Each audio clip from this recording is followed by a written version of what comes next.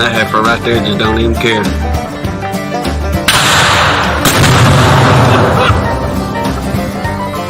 Take yourself out.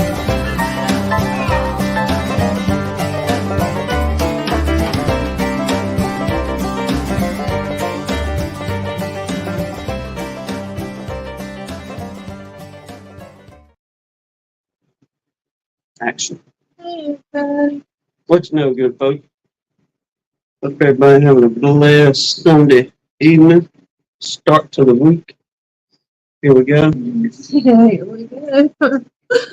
It's always like that. I feel like we say that almost every week. I'm not ready for it. Well.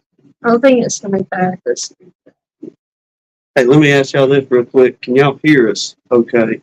I tried a different setting on the audio and cranking the mic up. Let's see if y'all can hear us a little bit better on that end and if it's clear. But other than that, so far, no beekeeping here at Gunline. We Yeah, they're saying sounds sound good?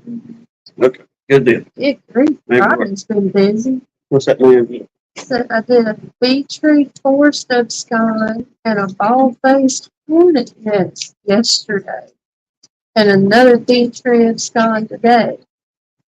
I don't envy you doing that hornet's nest, but how did that go? Yeah, I want to hear about that. And Jasper, if you don't quit, open the camera. I got a question for you, Rodney. If you're able to hang out for a little bit, and whenever we finally get into some actual chit chat about beekeeping, I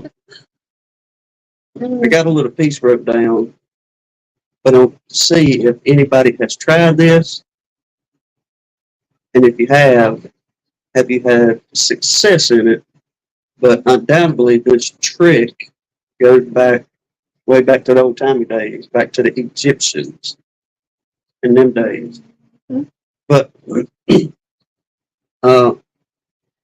I haven't heard anybody speak of it. The only reason I picked up on it was watching. I had to go back in the phone, but watching some kind of documentaries, and all of them was on beekeeping. Let me tell you, real quick. Hold on, we'll be right back to this. We're not going anywhere. I just got to find a site so I can tell you what it is. But anyway, went to nosing around, watching these videos, and I just started watching them one after another after another. And they had mentioned this process, how they done it back in old timey days. And I'd never heard anybody doing this. And apparently, undoubtedly, they use it out there still, and it works as far as getting bees. It's at the Wokomo Wildlife. And I'll type it in the chat. Yeah, put it in there. But I seen Cajun in there, forest comments on one video, and I see Minnesota Mike. I was surprised that I didn't see DC in the comments of any of the videos I watched. But anyway, they're some of the best ones that I've watched as far as different genetics and bees. And one of them was, one of them was all about Carniola. This dude raising his, but a lot of them, they're over in, where was it? South Africa. Another dude was out there in the Alps. And that was one place I'd love to visit before the Lord called me home and see the Alps. But DC said I don't see everything laughing face. He found one, DC. I did. Because I was looking, I was like, well, sure enough, he ain't been in here in this one. But you go, DC, check them out. I promise you, brother, you going to like these too. But anybody else, y'all will enjoy them. But the technique they was doing was something that had been passed down from granddaddy, grandson for umpteen generations kind of thing. And I got it. I found a small section of it in the American Bee Journal from the 1800s. And undoubtedly, they used to do it as well in their yards until advances came along. Yeah. But It was really interesting. it worked. Apparently it worked. He said, I'll check it out. Oh yeah, you gonna like it. Promise you, y'all like it. I couldn't get the link right yet, but I did. I just typed the channel name. Well, somebody would kindly do that if you wrote it down, what have you. Throw the link in there for everybody. And you may have, I don't know if we just go to the side or what. We're good. Got it. I think we got it, people. This was just one of the videos, but anyway, it'll get there. But outside of that, Okay, I think it went. DC was on it. Thank you, DC. but like I said, ain't much happening here at the house. Sadly. Yep. Yeah. Tomorrow, we talked about this over the week, well, this weekend, but we're gonna get out there tomorrow, clean frames, salvage what wax we can salvage, which thankfully, unfortunately for the loss, but thankfully, we're gonna be able to keep quite a bit of wax, but it's just gonna be best to render probably 60% of it. Then, That's a concern for those. yeah, we're looking in the big horizontal, the more we turn them completely loose in. I went down there yesterday and pulled a couple frames out of it, and they're dry and clean. So the only thing we need to do is our little Brian's water been mix. on that channel before. Flower Street Brian. Oh yeah. He said he watched the one on Carniolan things on that channel, and it was pretty good. Oh yeah, it's pretty good. Mm-hmm. Then if you like, I mean, there's several documentary type deals. Well, all of them seem like a little 30-minute documentary. That's about all they are, pretty much. But everybody goes through their experiences and how they do their beekeeping, and a lot of it mirrors what we do, but they have their. It seems like they hold on to a lot of the old ways. Yeah. But working in modern times, people. But yeah. Yeah. It's been back to extend over right here. We're leading an exciting life, folks. Well, Yeah.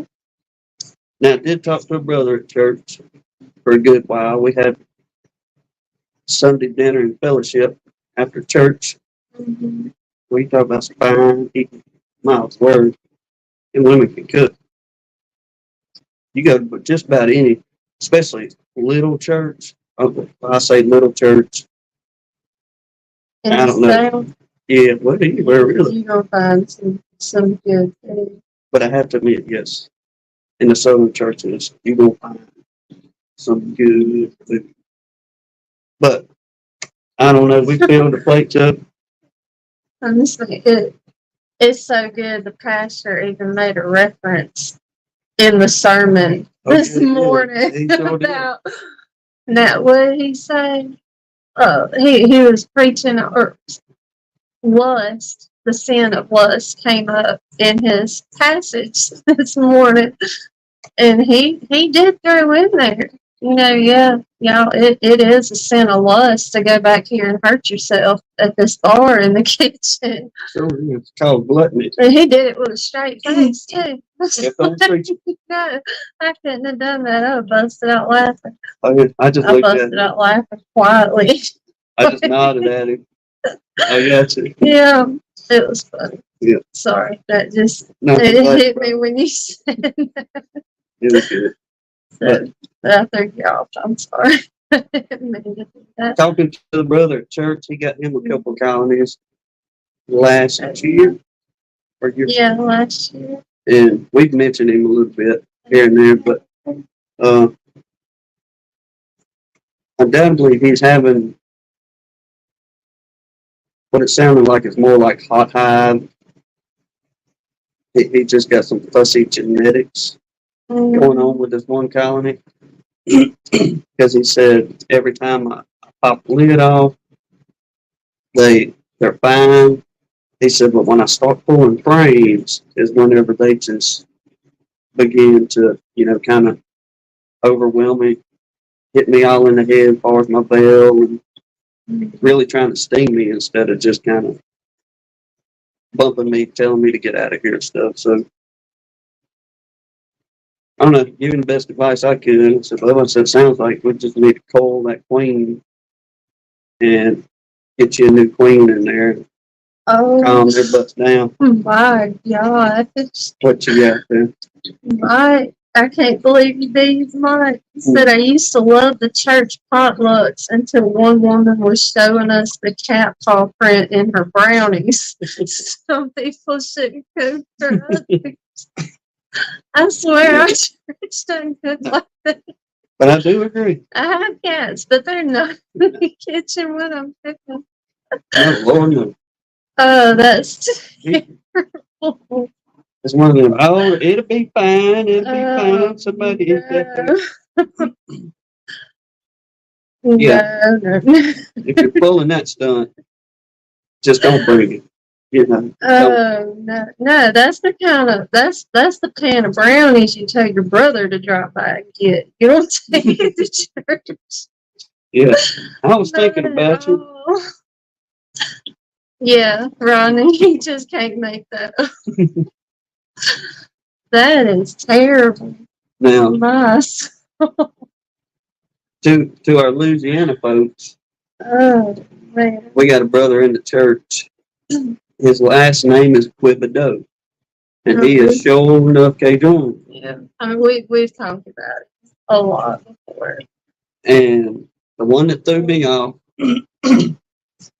was the man can cook some fine crawfish head touffee, pretty much anything the man can cook, Yeah, and it's good. he's just he loves to cook, so it's definitely reflected in his food. But he brought a shrimp gumbo one time, and it had the fixings in it. I'm talking about corn, potatoes, onions, the whole shooting match. It literally takes him like 36 hours to do that gumbo. And I was behind another brother at church, going to get me a bowl of it. Well, I seen that brother in front of me digging around, threw that gumbo on that rice. It's everywhere.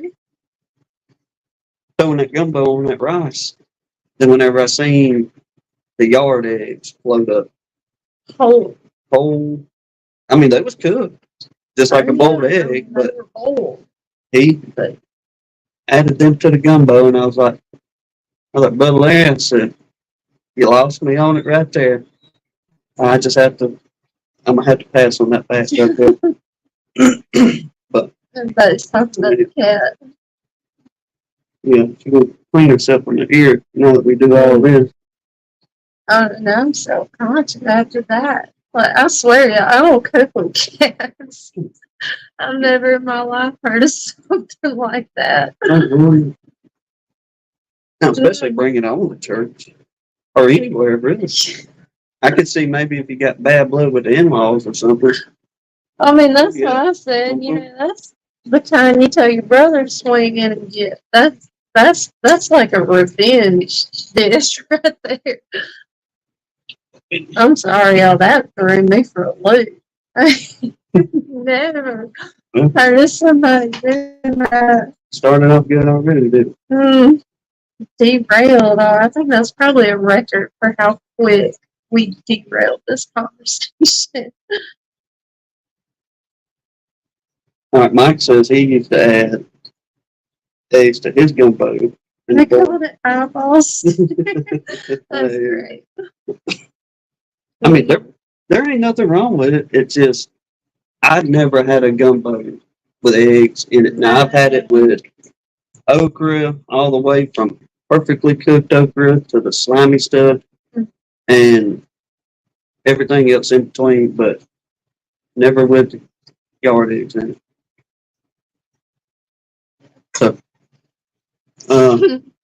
It just threw us for a loop.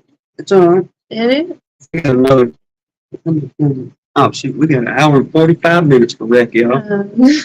It's a wreck. Uh-huh. Seriously. Yeah. Beforehand, Mm. let's go in here and holler folks real fast. Now, I believe Pastor Larry or Miss Jan or Miss Leona got first. What's the one of them three right there? Got first tonight. My money's on Miss Leona. That's who I'm thinking. Then, let's see, DC got in second. If I miss you between the way the order come in, y'all know how to reset the I can't chat. scroll all the way back up now.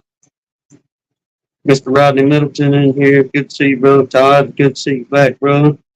Flip, Honeystone, good to see you. Mr. Dan Weaver. Sarah came in. Keith's family. Yes. Mike Taneway.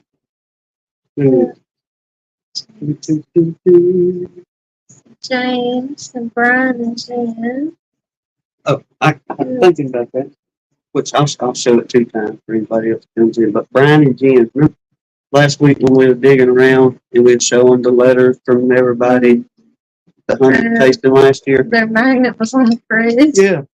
I was like, Yeah. I looked at it the other day and I was like, well, crap, we had Brian and Jen magnets, but we got the kids' pictures hanging up with everything. So I'll show now, but that was their magnet from last year. Too cool. Then whenever we get back in, you got about the youth unofficial official honey tasting. We'll pop it up there again. All right. You can holler at Mr. Keith's filming there. Mm-hmm. Westcliff. I can't remember that. Stone River. Did we holler at Stone River? I don't think you said it. Well, Stone River, good to see you. Need to see y'all since we know. Feel like we know y'all now. Yep. I will get back with you on that message. As soon as we come out of church, I looked at the phone and was like, well, I put it in the chat too. I thought he had messaged y'all back like 5 minutes before we went on. He was like, didn't you message them back? No, you had it. So that's what happened. I promise we weren't just ignoring y'all. no. But it's good to meet you. Mm-hmm. And Lord willing, we can shake hands one day. Yep. JB and Miss Regina there. All right. Here we go. Stone River here. I thought Mr. Mike Conley was in here somewhere. He was talking about kicking pigs a while ago. Mm-hmm. Yeah, I can't believe you beat Mike. Yeah. There's like 15 Mikes in here now. Grace, so good to see you, buddy. You made beekeeping news this week. You did, man. We enjoyed this week.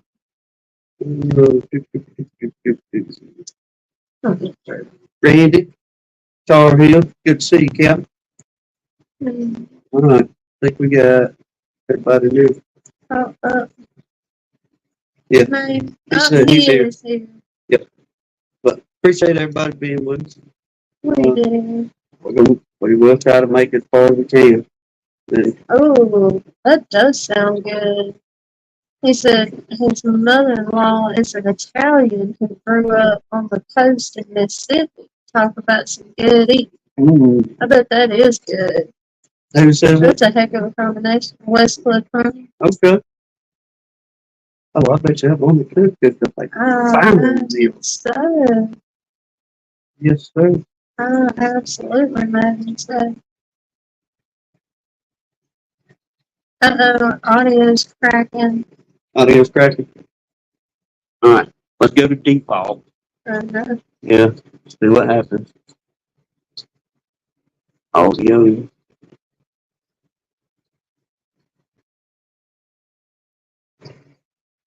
How's that? It says it switched over, or it switched over to default. See if that's any better. Better or worse? Let me know. He said with a lot. Well, Daphne's laying on things down here. That's a charging cord. That has nothing to do with it. It has everything to do with it. No, it doesn't. Oh, yeah. Okay, they're saying that's better. Much better. Oh, Mr. Mike Berry just came in. Well, what's no good over there? Appreciate you dropping by too, man. Well, I guess. What? It's a wrong thing. Okay. Where was I going? Mr. Mike Berry is Michael Warren, apparently. Yeah. Well, yeah, if you made a list of mine, you'd have to put my favorite on. Oh, yeah. Mm-hmm. On the top line there. Then we'd let it. If it goes blank, we know what happened. Hopefully, we won't do that tonight. Oh, But it is Tim's turn. I did it last night. what? So shut it off. Yeah, I'm gonna try not to. I'm gonna stay as far away the buttons as I can. Yeah. It's all me, Miss Hope, good to see Shooting you on the here. stolen tennis ball. Hey, Hope. What about, has Mr. Mark Miller been? We ain't seen Mark Miller. Not yet. I'm waiting on you. We gotta sing, when he gets here, we gotta sing him happy birthday if he makes it because it's his birthday today. You saying it? No, I'm just saying every, Oh, okay. Well, I'll do it in our head. there we go. That was for the reason for the attire this evening. Yeah. For, how do you want to say that? In honor of Mr. Mark Miller. Got my overalls on. Yeah. And it is the Liberty brand, Mr. Mark, if you watch it. I'm hoping he's with his family. I mean, I'd love for him to pop in so we can tell him, but I hope he's getting to spend time with his family. Or, yeah. He ain't out on the road, hopefully. Yeah. But, anywho, I guess we'll get into, I'll tell you what, you want to do the prayer list and I'll start my carrying on and we'll go from there. Okay. Whatever you think. Y'all, if there's anybody we need to add to, take away from, let us know. We'll get them jotted down. Let y'all know. Good to see you, Dave. What'd you say, Kyle Tom? Go ahead. I'm done. Alright, we got Mr. Mark, Ed, and his whole family. Y'all, he did Texas the other day. They made it back from Texas safe. So, but still, they got a long way to go. So y'all please be praying for them. The Dirt Roosters dad, Mr. Pat, Miss Deb, Grammy Lisa, there's her son and two granddaughters, Bob and his family, Tom's wife and his mother-in-law, Mr. Donnie, Mike Tangway and his family, DC's parents, David Hoskins' granddaughter Emma, baby Luca, and the family that lost their little one, Deanna Wheeler, that's Philip's mentee's best friend, and her son Reed, Philip's mentee Rachel Wilson, Rachel's sister Amanda, and her niece Riley, Philip's mama, his friends BJ and his wife, the Jennifer Brown family,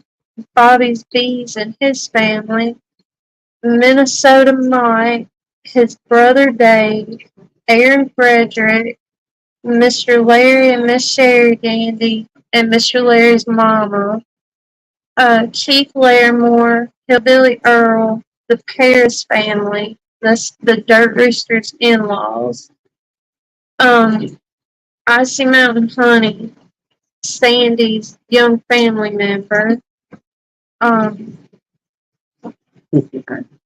Bruce with his Bee's granddaughter, Unsong, Steve Amos's brother, still thanking the Lord for Danae's grandma's results, Spanky, Israel and those affected by the war, Jake's Farms wife, Sean Balturse's wife, Angela, Mr. Ron, that's Blaine's bee yard owner, Hanley's Homestead, PJ, Stafford Mike, Shabu, Ricky Rourke, the horizontal bees, 29 Homestead, mine and Tim's family, Bob's son that was in the car wreck, Granny Lisa's friend Lime had an unspoken request, Catherine's son and his family,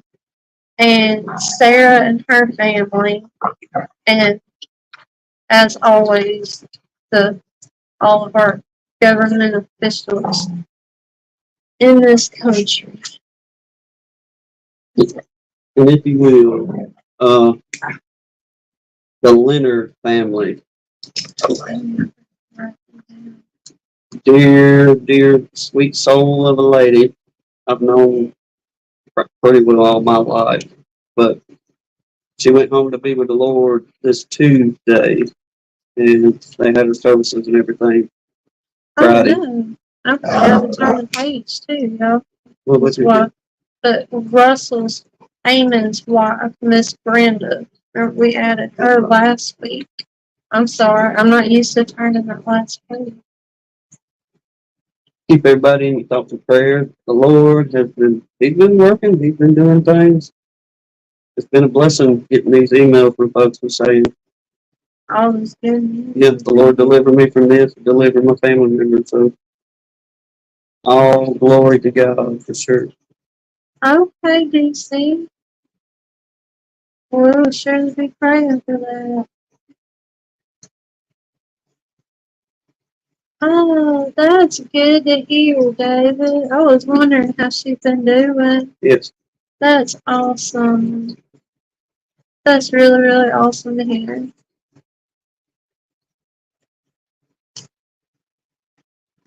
Some good news. Awesome.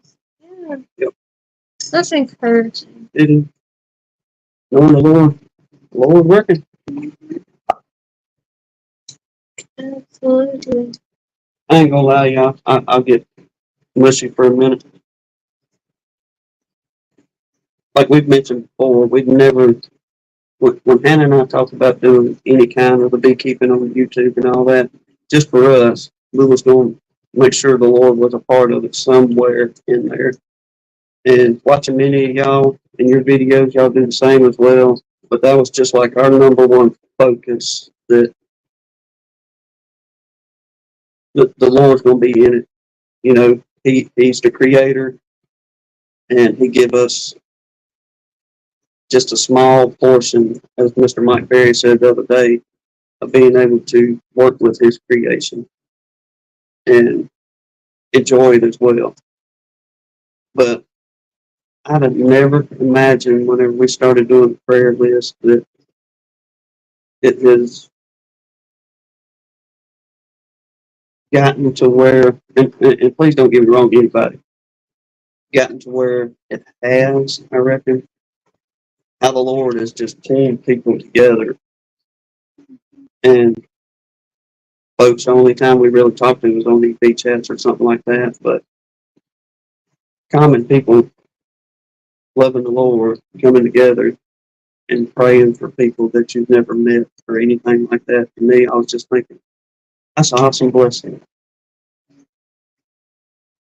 You know, you have the old timers tell you when you're coming up, son, I'm praying for you. You need to get right. And you just kind of carry on the road you're on, boom, boom, boom. Then as you get older and the Lord draws you closer to Him and things, I think of now that I'm glad there were people out there praying for me that I had no idea was praying for me. Mm-hmm. So now that's how I kind of look at this is, you know, it's my job as an individual and as a man of Christ to do that same very thing. And I know a lot of people do it too as well. So just more or less, I'm grateful for it, I reckon. The fellowship. There he is. Happy birthday, boy. We do want to wish you a happy birthday, Mr. Mark. Y'all ready to start singing? Go. What?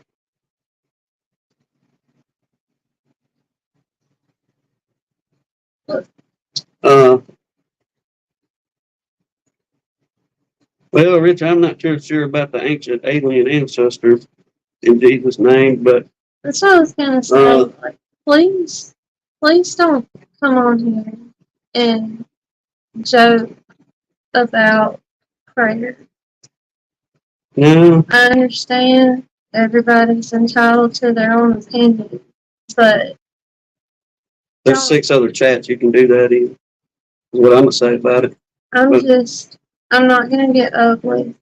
I'm just gonna say, please don't come in here and make a mockery of prayer. No. I don't want to cut you off. No, you fine. I mean, I'm glad you've seen that. And brought it to my attention. That's why I was just kind of sitting here. I wasn't ignoring you when you were talking about fellowship. It's just that. But anyway, moving on. Yeah.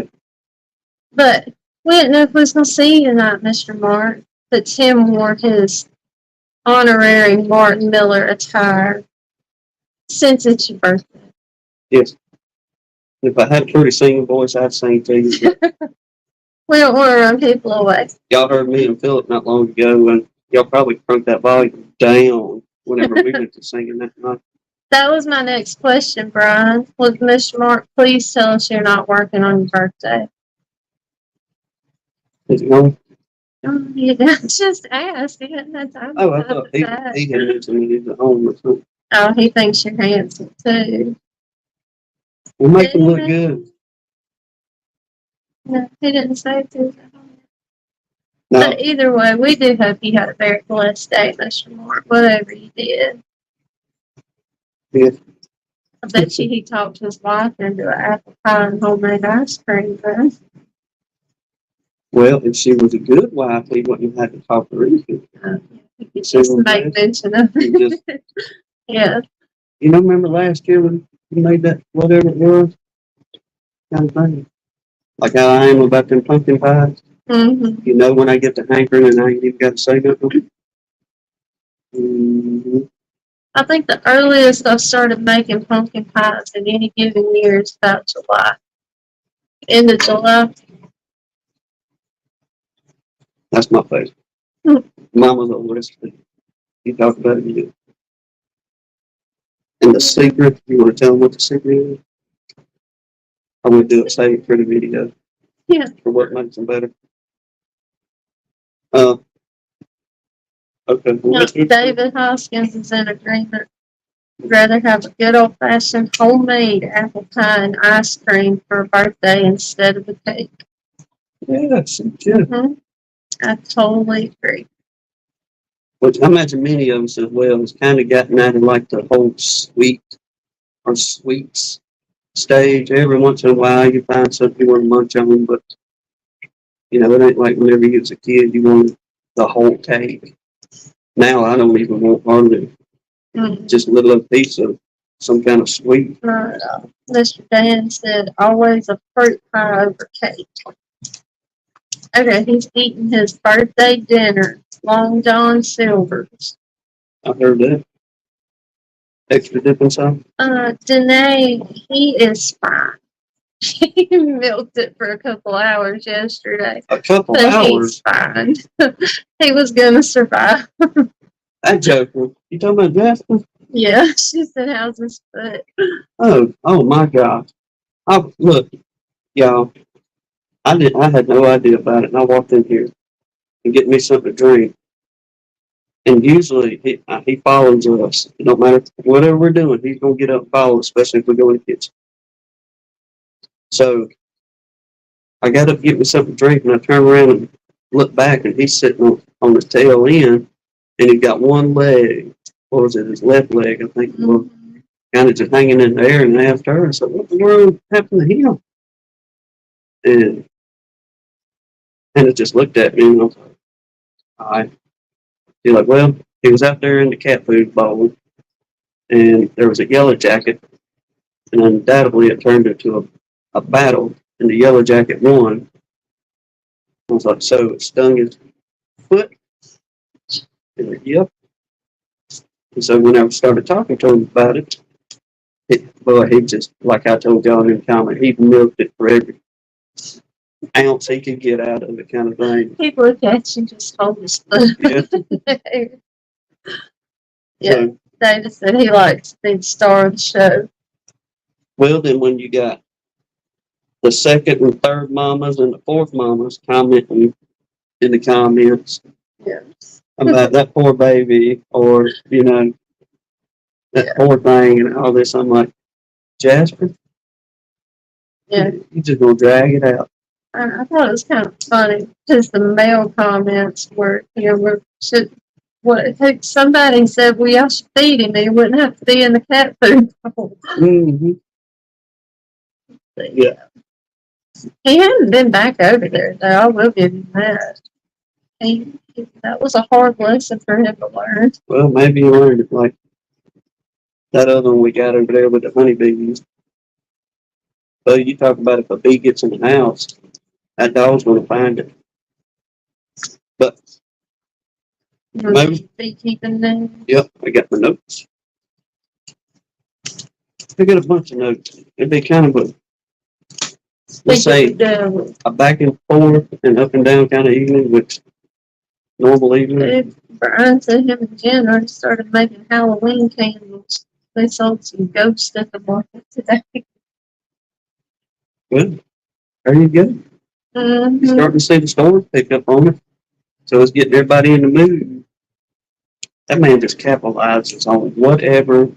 Boom, right there. Mm-hmm. Do what you gotta do. What I'm saying, the man's smart. Mm-hmm. If he sees an opportunity and just, let's go get it. Ain't no hesitation with it, which is a good one. Where am I at? Where am I at? Start to start. The beekeeping news. You know, I'm gonna try to get it back into this like everybody done for us in the past. Like Lee and Bob, they was doing shout outs and stuff like that for us. The smaller channels. Mm-hmm. Well, I had a little bit of time this weekend and sitting there flipping through videos. There was a couple of the smaller channels, 25, so that kind of thing. And the one that kind of stuck with me, and this is going to be for the ones of you that are trying to get an idea on a honey house design or would like to maybe rearrange what you got, kind of thing. But the fella, he's only got the one video as far as that, and I think like he was talking, he will try to do some more. But the name of it, or the title of his video was The Honey House Design, and it's by Honey Acre Farms. And let me tell you what, the dude has got him a nice get up. It's not Ian Stepler get up far as, full automated machines and all this kind of good stuff and, commercial. I'd say it's more most definitely on a sideliner level. But he's got, what he having? If he had an uncapper, he had, I forget how big he said his extractor was. The separator for your captains and your honey. He had that get up. Somebody put the name of it in there for him. Stainless steel. I mean, the dude, he got it going on. Mm-hmm. But Mr. Mike Barry said he's seen that video on his channel. did it? He just said. Well, awesome. Y'all go check him out. Y'all ain't got to tell him we told you to come and all that good stuff, but Have you looked at it? Did you look at it today? I ain't looked at it today, but it's in the deal there. Let's see. You just type his name in there. I know, I'm trying to get this back up. Oh. And then do that. I didn't mean to. Let's see if we can get the link to the fella in there for the ones that be interested. But like I say, he's got it. He's got it nice, epoxy floors, the whole shooting match. But it's modest, but it looks good. All right, moving on. Listen, Joey made it in here yet? Seen him? Well, I'll hold off on him to see if he comes moseying in later. Honey Acre Farm. But we know Jack and Danae is in here.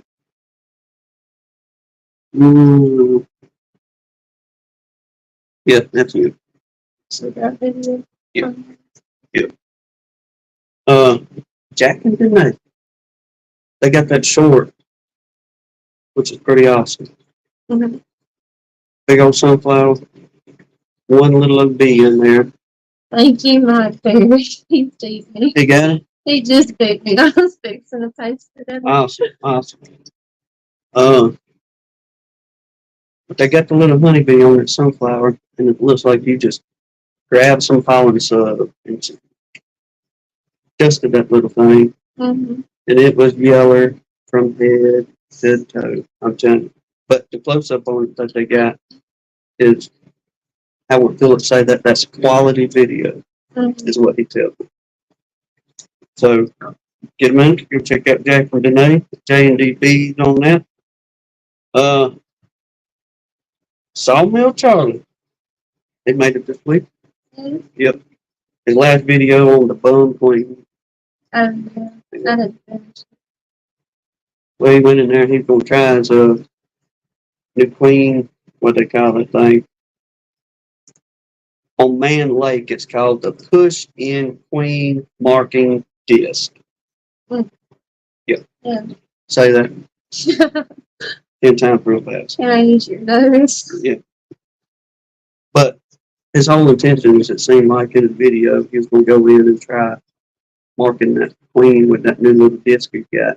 Mm-hmm. As far as marking and all. Well, he got in there, got fumbling around with it, and noticed that the queen, she wasn't like it. And undoubtedly, she was like this year queen, I believe. But she ain't performing, so he taking her out, got her another one coming in, and Laura Willard, whatever queen he's got coming to him, she'll perform in that colony. Then maybe his queen that he took out, maybe she'll do something. If not, put her in the pot for what you call it, swarm living. Keep her Yeah. queen pheromones swarm. What about our brother Larimore? He been in here yet too? No, I didn't see that. Mr. Great Done just came out. Well, good to see you, brother. Appreciate you dropping by. Larimore's open air colony. You seen that one? Mm-hmm. You remember in the beginning, or I think he sent us a text message of a picture, Mm-hmm. and they was just starting, a little bitty bit out there. And when he put that short out the other day, that open air colony on his swarm trap right there. Well, he sent it to us, remember, in the chat last week. Oh, the link? No, he just sent that video, that short. Oh, the short. Texted it That's to right. me Yep. while we were on, remember? If y'all hadn't seen that, go check that puppy out. They doing well around there at his place. And we'll say congratulations, bro. And if he comes in, we'll holler at him as well. But he reached 200 subs on his channel. So congratulations there. Keep layering more on that. Huge congrats. Second to last here, Mr. Grayson. He had a really cool video too. That was a good I video, enjoyed bro. it.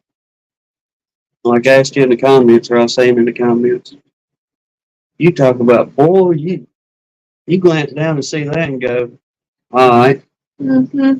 let's put Get this your together. blood pumping. Well, it was one of them as a surprise, more or less kind of thing. He said he'd been looking up in the trees, watching them for a couple of weeks, and they wasn't doing this and that. And then finally, I guess he had noticed that they was gone to going out there checking his bees, and lo and behold, they started building on the bottom of that little box. And good job on finding your queen, bud. I hope she performed well for you. Seemed like you got her in a nice new. Mm-hmm. Ready to go. Yep, got to get the feed on them, so he got it all lined out there. Mm-hmm. And I guess I have to wait for Joe because his was just more of cutting up, carrying on his. Yeah. Well, his last video he done where he's doing extraction and he's using his little hand uncapper Mm-hmm. deal in there.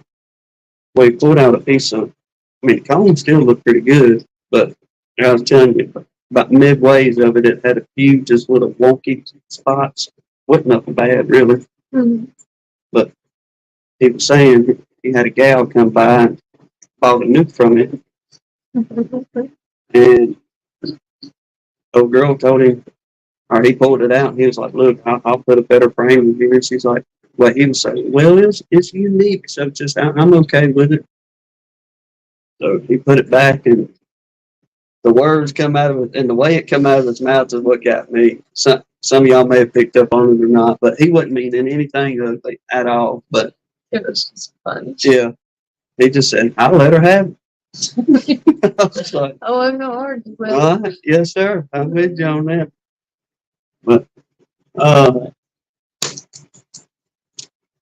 now, done. no, Pardon me. no, Yeah, we're great. getting into the big time now. Mm. The unofficial, official honey tasting.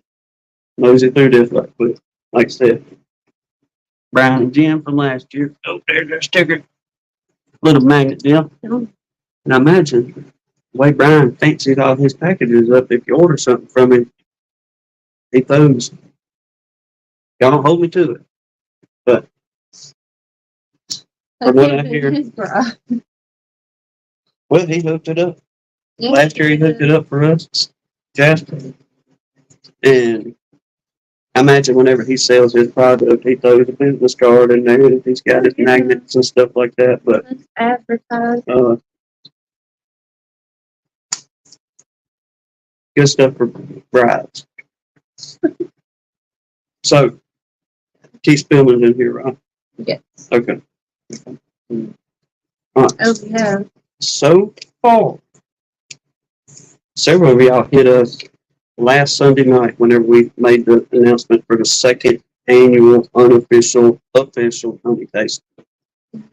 And I don't know, I went back about 10 minutes after we got off and There was like the emails. 5 emails. Oh yeah, y'all was boom, boom, boom, boom right in there.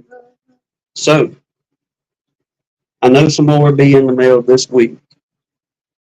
But the folks in the running right now, say Rusty, Pastor Larry, Miss Jan, Miss Leona. I'm gonna say you better not leave Miss Leona out of that. She's the one doing all the work. Probably so. Mm-hmm. I'll hold him down and let you use the switch, Miss Leona. See who else here. Mike, what I can't believe you bees. Mr. Dan Weaver. I'm gonna save them two. Flip from Honeystone got with us. Joey Rawls, and I'm pretty sure because Philip from 33 Mile Bees commented on last week's fellowship afterwards. He's like, "Man, I thought I missed it." He's like, "So I got to get my honey pulled." And DC. yes, He's not on the list. well, he's in a reminder. Okay. Yeah. Whatever that means. Well, because DC, you sent your blackberry last year, I mean, not last year, not too long ago, the crystallized stuff. Now, correct us if we're wrong. That's what you wanted your entry to be for the unofficial tasting, right? If so, That was then- last year. then DC's honey is here as well. Okay. What? Miss Mike Berry, this is this started out as just kind of a joke last year, but it turned into what we call the unofficial official honey tasting contest. So it's nothing it is nothing official by any means. It's just Gun Line Bees does an extra fellowship night one night a year, and we get somebody like last year it was a good friend of ours. This year it's going to be the pastor from our church, but we just set it up as like a little informal honey contest. So that's what everybody's talking about. Oh, Seems pretty official. It's really not. oh, really? It's really not. Yeah. I mean, it's unofficially official. And we, So, but there was a whole bunch of, man, we had so much fun with it between the trash talk and yeah, I mean, it's kind of like leading up to the Iron Bowl kind of deal in the beekeeping world. yeah, Oh, thank you, David. oh, yes, sir. Appreciate you much, sir, Dave. Thank you, thank you, thank you. Well, DC, technically, you did send it this year. Oh, So, yeah, he sent it this year. he said he doesn't notice any different taste, but he thinks it needs to be from this year. That's up to you, bub. It is. It's up to you. That's up I to mean, you. I've made sure I saved enough, that we could, because I think I told you already that we would save it and just enter that since it costs so much to ship it. And you sent a huge jar. And that's a big thing too, Mr. Mike. Yeah. There was bragging. Well, you get bragging rights for the year, and We do have an official prize, though. yeah, we do. The winner walks away with an autographed Dirt Rooster hat. But we had the trash talk. If bribes are involved, it's pretty official, says Brian and Jim. And there was multiple bribes. Yeah. Like I said, we just Look, had a you good missed time. last week, so I'll where's Blaine's? He'd probably get a good kick out of that. But one, I don't know if you know Blaine or not, but last year he sent, I mean packaged, okay, with his little honey jar. But he spent $30,000 in Monopoly, or not Monopoly, movie money. That stuff looked real. Yeah. Oh no, he said you can keep the Dirt Rooster hat. Oh, yeah. Who was that? West Cliff. Last date to entry, September the 29th. The 28th, really. That's a Sunday, right? Or Yeah. we're doing it Saturday? No, we're doing it Sunday. Sunday. Okay, So the 28th. the 28th of September will be the last day before the contest. The mail will run. Yes. So the 28th of September is going to be your last, like, bottom line last day. If you're doing the snail mail, if you're sending it via one of these other delivery companies, UPS, FedEx, whatever, Yeah. it'll have to be here by the 29th because we're doing the tasting On the on the 29th. 29th of September. Yeah, CDC, it's okay. Mr. Dan's entering last year's honey. There's no rules. I mean, nobody can say you're disqualified because it was last year's honey. And see, and once again, the preacher, just like Mr. Donnie, he won't be able, He's not going to taste them. He's not going to smell them. He won't even know what they look like until the night of. Oh, there's me again, Joey. He just got in here. Where's he at? Look, where's Joey, you made beekeeping news tonight. He was waiting on you. I let her have it, my man. Oh, and here's more trash talk. I got a good laugh out of that. We'll get. Yeah. Westcliff said, I'm all in. I don't pull honey till Labor Day. Yep, you all better bring it. Colorado will be in the house. Whoa. Uh-huh. Brian and Jen there. Sound like y'all got some Colorado competition. Yeah. It's just fun, yes. Mr. Mike. Bottom line, just. We had a good, I laughed and laughed, like I said, that night between Blaine and Philip and everybody else carrying. No, Todd, the pastor's not diabetic. no diabetic taste tester this year. Yeah, that was the biggest kicker last year, Mr. Mark. We ended up having to split it into 2 nights because, I don't know, it really didn't hit us because we've known the man for so long, but we got a diabetic judge who did not bring his diabetic medicine with him to the honey tasting. So he had to call it halfway through. We did the rest of it the next week. But, that's just, yeah. But on a lighter note, and I know a lot of y'all remember this from last year, but if you're worried about Mr. Donnie, the diabetic, we called him next morning. So Mr. Donnie, can check your sugar, or how high was your sugar?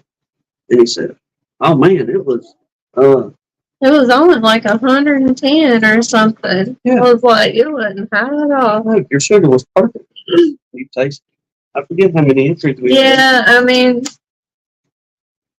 I don't know. Can he enter, James said, can I enter chunk honey in the jar instead? Yeah. There ain't no rules on the honey. It can be chunk honey, it can be running honey, it can be. The only thing we didn't do was Brian asked if there was going to be any new categories this year. So we were kind of thinking, if I don't want to tell people what to bring kind of deal, but if at least 2 or 3 people want to send cream honey or something like that, I guess if there's enough, at least 2 make a contest to do a category for cream honey. So yeah, we can do the running honey to start with, and save the cream honey for the last of it to wind her on down that evening. Absolutely. I can't believe you, B. So what church does the pastor preach at? I may have to make a donation. Y'all don't get bribing the preacher. Yeah, we had to do that one. Oh, Sarah said she won because we got her honey first. Well, good that both of you's in here. And let me get this worked out where I want to show the stickers, but I don't want to show folks' addresses. But, all right. There's Sarah's. Got to better zoom up or whatever. Turn that around. Let the light get through it. That's Sarah's for this year, her entry. All right. Now, Sarah's in Indiana. Yeah. And this is her spring honey.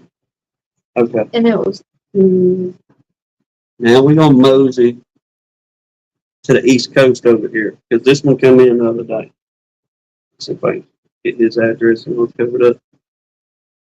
Y'all bear with me a second. No, DC, she didn't. That's Mr. Keith Spillman there, Half Tracks and Honeybees. That's what he sent, but Yeah. put that puppy around. Good night. That was some Won't shine the light. incredible honey. But ain't that something? Spring honeys. Mm-hmm. But his is like darker than our fall honey. It almost looks like molasses. They good. we do a taste test immediately once we get them in the house. It's a requirement. And that's why we can't be the judges. Yeah, we can't stay out of it. Hmm. We gotta try it. So, But Keith, if you don't mind me asking though, was that your tulip poplar that you sent? Because it has an awesome flavor. I was blown away. Mr. Dan said that's the same color as his summer honey this year. I mean, it's dark, It's dark. but it's good. And it's, I guess for people that like the dark honeys, I know some people I'm more of I like the privet, light, tallow honeys kind of thing. Now, and whenever. We're like Lee and Renee, but the opposite. Yeah. And Hannah, she likes the darker colors and all. But so far, two to come in are some fine, Incredible. fine. Yeah, DC, that's what I was planning on doing. I'm just gonna, because I like it the way it is. I really don't want to decrystallize all of it, but I am gonna do that with enough to put in the little cup for the tasting, just to make it fair. Especially, well, I mean, even if there is a cream honey category, I feel like it would be kind of unfair to put yours in, like on both ends of it. So I was just gonna, warm up a little bit of it and turn it back into runny honey. And I forgot to mention this, and I don't know if he made it in here or not, but Filament Corner, Spanky. No, I haven't seen him. Yeah, we're just gonna rewind for a second, then we'll get into beekeeping here for real in a second, yeah. But how we talked last fellowship of how we lost everything here at the house because of the beetles, and that took everything in the yard. Well, thank goodness, like I said, I called my buddy Lance, and he said, come down here and get them swarms that, we got early in the season, the bucket truck swarm and a couple others that we did. But I got to tell Spanky, I appreciate you, bro. I really, really do, because I think it was Monday or Tuesday morning. Spanky had sent me a text message. Mm-hmm. And it was simple and all that, but basically read out, man, I hate to hear that y'all lost your bees. Yeah. And I hope y'all have a better year next year, kind of thing. Just something simple. Mm-hmm. But I want to tell you, man, appreciate you thinking about us on that end, that you just took the time. And I'm not asking anybody to do this by any means, but just kind of highlight Spanky on this for being a good friend. And like I say, just taking the time out to look, hey, keep going. Don't give up. That kind of thing.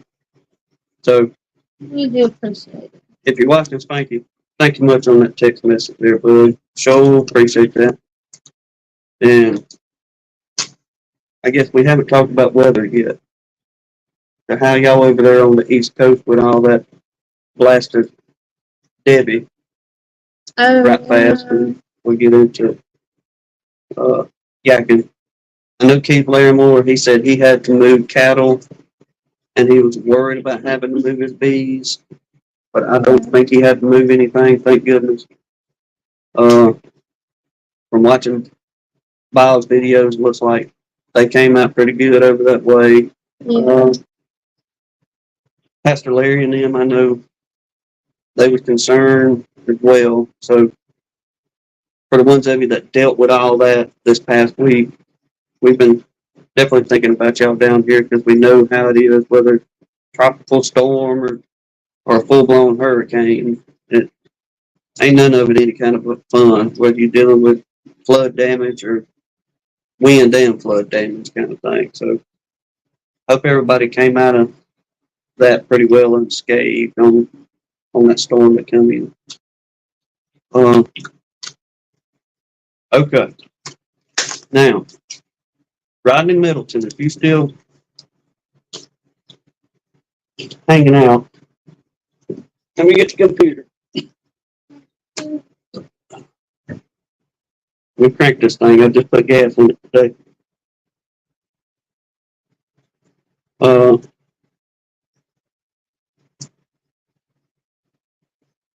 Now, before we get into, he's still here? Okay, good. Ronnie said we just got along.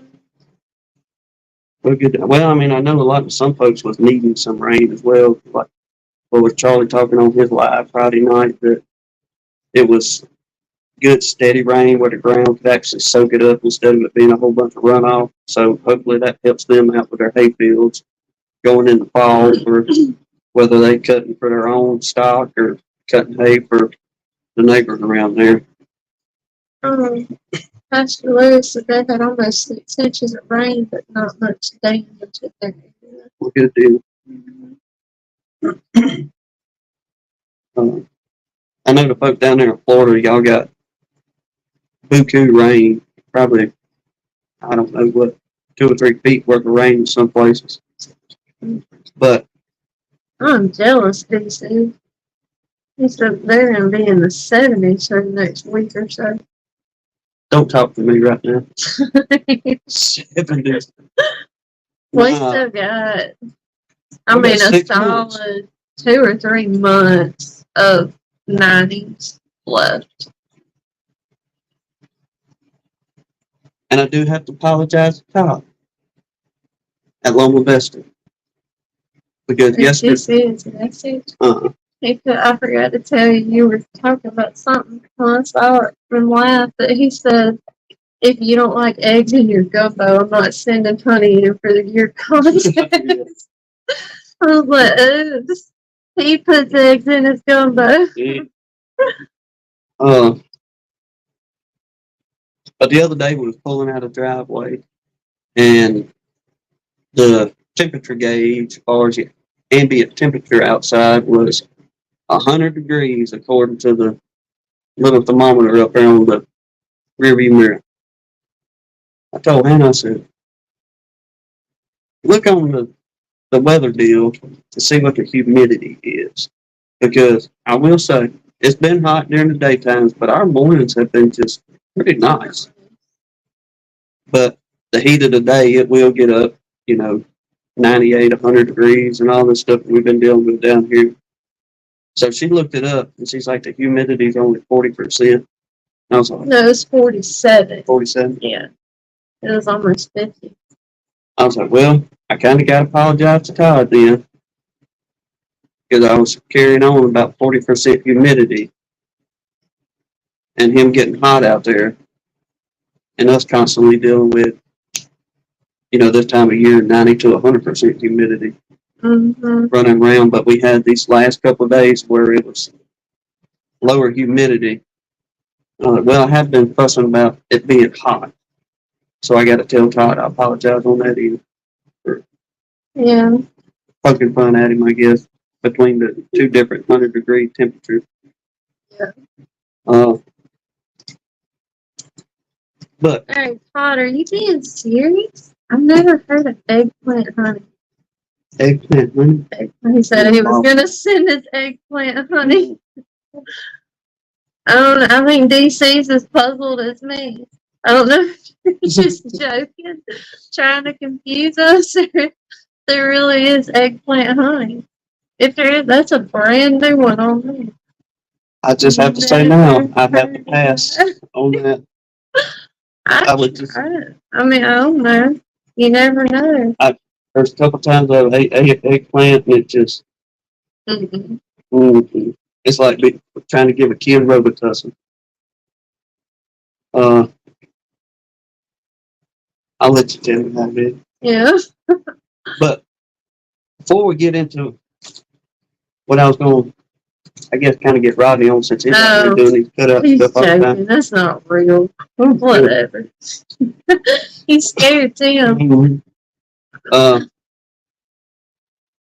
Let's see if I can go back. I'm not going to try to find a date. It's the 1800s on this one. Rodney said put lots of ketchup on it. Mhm. Oh man, Mr. Mark, you can send whatever flavors you want. I mean, honestly, we hadn't. I guess maybe we should set rules. I don't know. I don't know how to answer these questions. Well, It's unofficial for a reason. we'll just go with whatever comes that day. We will make a category real quick that evening. Yeah. So if we get just regular runny honey from your summer, spring run to if anybody wants to send cream honey, then if you got a flavor. So Mark's gonna send 15 pages there. That's what I was kind of thinking. After I said yes, then I was like, well, I mean, is that like filling out 10 forms in a little Dropbox? Is this however many you want to put in? These I are don't different know. ones, but all the same. I mean, Send them on. We'll figure it out, people. We'll figure it out. he said he's gonna get us some possum grape to send. Possum breakfast. Possum grape. There, that was like percentage. Oh, yeah. Percentage. Ooh, it's good. It won't be long. Them jokers be falling to the ground. I'll be out there taking them trees. Hey, in my defense, DC, those I have been telling everybody, y'all can just send a little jar. Yeah. Because yeah, I mean, yeah. he said that we don't care because we get to keep the leftovers. He's joking. He put laughing faces in it, but seriously, that's why I have been trying to say, y'all, you can just send like a little sample size jar. We don't expect people to send a big pound. jar by any means. I mean, we understand the work y'all put in for this. Honestly, don't feel bad for sending a little bit. Honestly. But I'm not going to complain about any leftovers there are either. He said 3 pounds it is. That's a good average. Well, we do catch ourselves like whenever she makes some fresh biscuits or what have you. We'll go over there and we'll dig around and pull some from whoever sent from last year kind of thing. So we still dip in them things, but some of them almost all the way gone. There's a lot of them that's getting pretty close to being gone. But and there's some of them that I'm kind of hoarding over there. Break out for special occasions. A tulip popper can be one of those. Well, like with Carl and the 2 bee brats, Carl and Haley and them up there, they okay. Carl sent some runny honey, peanut butter cream honey, and hot honey. And some hot honey. It is really awesome. I mean, we have a blast doing this. I think y'all can kind of tell how much fun we have. Oh yeah, we're looking forward to it. Even if this is our second annual deal, we're looking to take this every year in September. We'll try to do it again. Oh yeah, Mr. David. He's already asked us if we're starting to get honey in. He has already hit me up for that. Oh, I know. I think the preacher did request a pan of biscuits to go with it. Who was that? They was pushing a pan of biscuits last year, too. Oh, that's pretty cool, Brian. He said they started selling a travel size honey so people don't have to buy their honey at the airport. I never would have thought of that, honestly. Oh, and Sarah, yeah, your honey's going on my shelf of ones to hoard as well.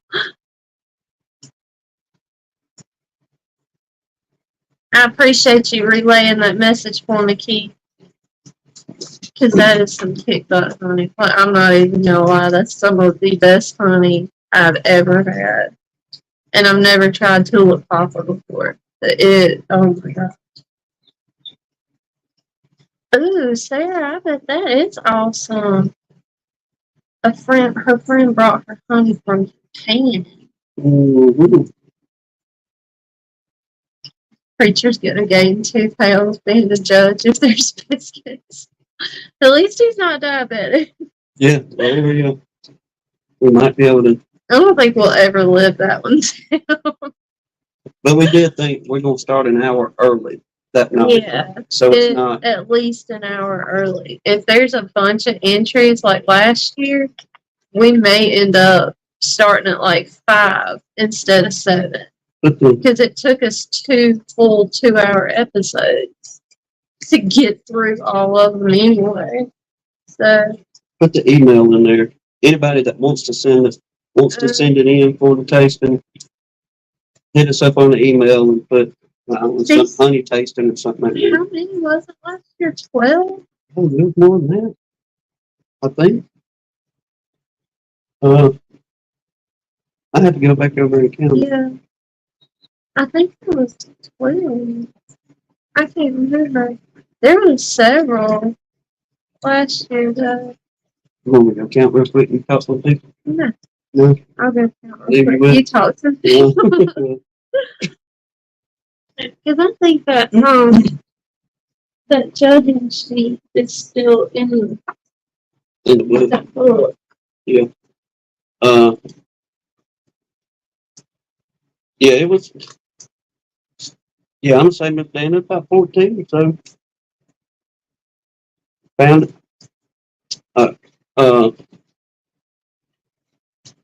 Now some folks did. They sent I'll just use Philip RTX for example. He sent one from what he had there at the house, and then he sent one from Capel and one from Richmond. And who was somebody? Mr. Dan Weaver sent a wildflower and what was it, Mr. Dan? The black locust, maybe. But we added them in as 9A and 9B. That counted as both your entries there as well. So, okay, all right. You come talk real quick while she's gone. So,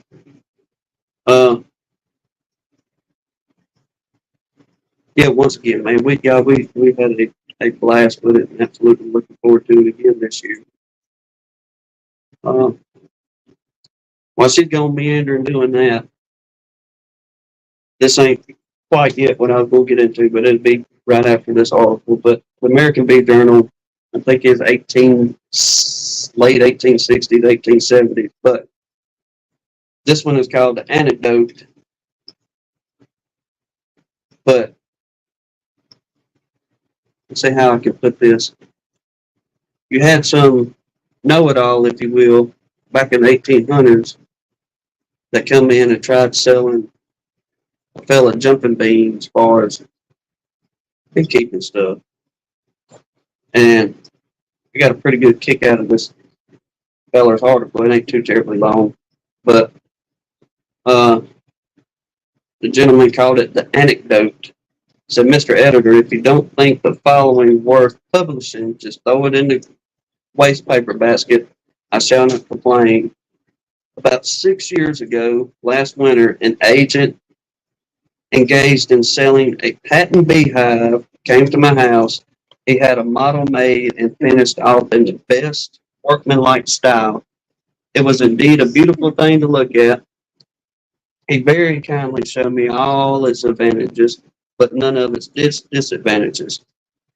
He said it had been a practical student of the apiary science for several years, that after much research and experiment, he had invented the only hive known that was perfectly adapted to the wants and habits of bees. And this fella coming in trying to sell an old country boy on a bunch of lies is basically what he's doing. But trying to sell him a Langstraw hive back then. He said the Langstraw hive, he said, had some reputation, though it was nothing but a humbug. He told me that the beeswax would crystallize honey and how many pounds it took to make a pound of wax, and that the bees produced it by eating very plentiful of honey. He said a part of the bees worked on the cells as builders, another part labored in working up and preparing the wax, as a mason works as mortar, and the other part acted as pod carriers and delivered it to the builders. And then he soared into higher regions of apiary science.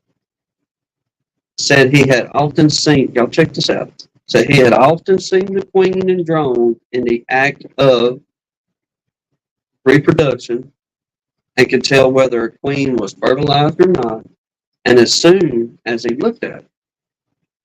Then he gave me a minute description of the internal organs and functions of the queen, the drone, and the worker bee, and many other wonderful things which I did not now recollect. He's talking. I told him I had been keeping a few bees for a number of years, and though I had been trying to learn, I had only learned enough to know that there were many things in the internal economy of the beehive that I did not know anything about. Then I asked, how many legs does a bee have? All right, the old man asking this educated guy, trying to sell him something. He asked him, he said, how many legs does a bee have? Well, the educated one told him, he answered and said 4. I'm going to pause for that just a second. Wait for the do what's. All right. Then the old man asked the educated guy, how many wings? He replied 2. The old man said, very well. There's one more thing that I wish to know.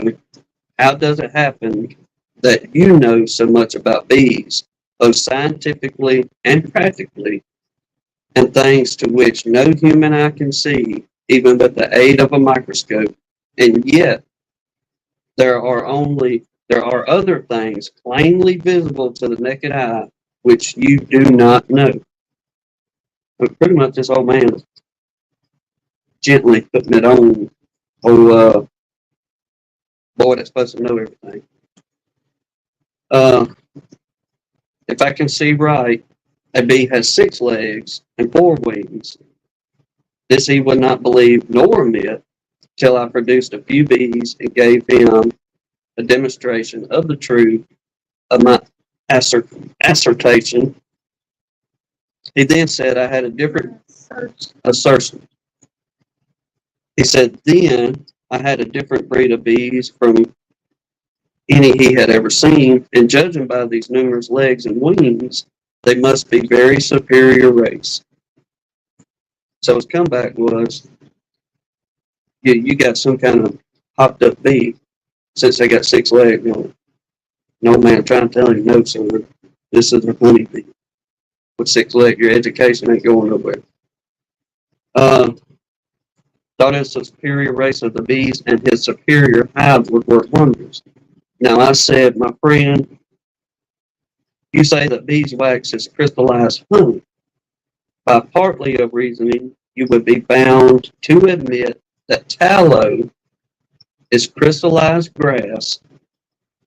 For everyone knows that the ox, by feeding plentifully on grass, produces tallow.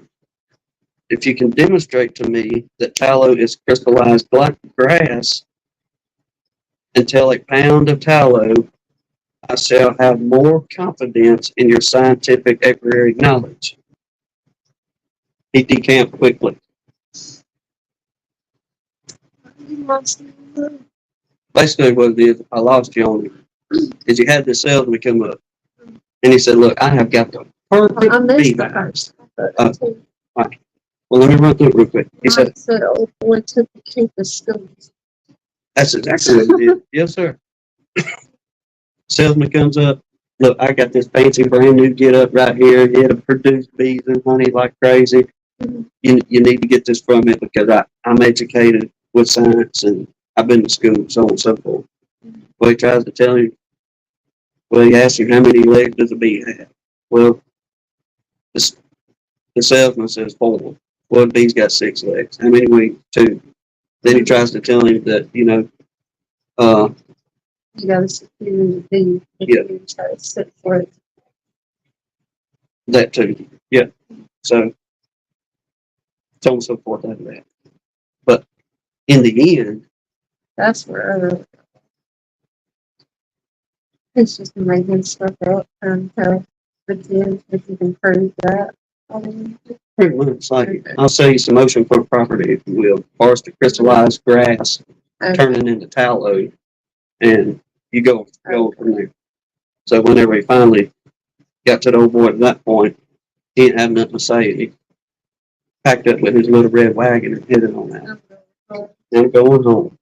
Okay, while you're in between, Go. yeah, there was 12 legal entries last year. 10 12. did try to sneak in gun line and was disqualified. So, but there was 12 samples from everybody in last year's competition.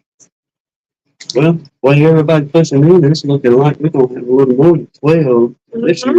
You never know. Okay. Why did you set that over? Did you know that? Jasper keeps hitting. Let me get that real quick. You should put, well, I meant move it like toward you. Oh. You're almost cut out, It'd be, not down. now, since I've wasted an hour and 27 minutes of Rodney's Are time, you even gonna I'm getting there, right? put the link in? You can put it up there. All right. Now going back to what was that channel? The one I was talking about, the bees, the little mini documentary. Oh, honey. No, Wakomo, Oh, Wokomo, Wakomo. whatever. Wokomo Wildlife. Okay. That was it. Now we hear about this is not taming. This is another form of either, well, basically what all they're doing is creating a natural swarm, if you will, by doing this. But this is where I picked it up, and I found an article in here on the same American Bee Journal, 1800s. Drumming. Has anybody heard of drumming the bees? I thought we were going to talk about Hmm. I thought we were going to talk about Bird? What bird? bees.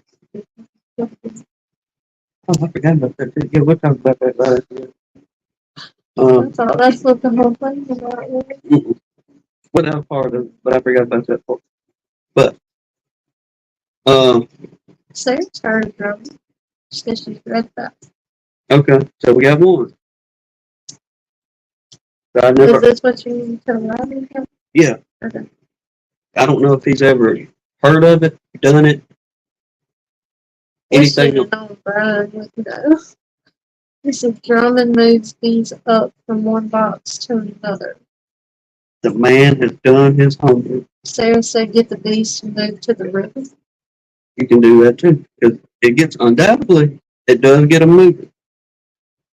But it says if you're going to try this technique, and according to, from what I read, they've done this since way back when, and this is whenever they said the Egyptians would have their bees in like a clay cylinder, Mm-hmm.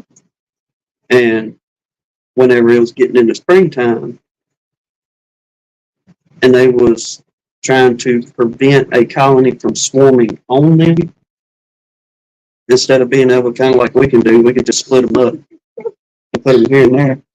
Mr. Perry said you do some drumming around here. You best suit up with my darlings.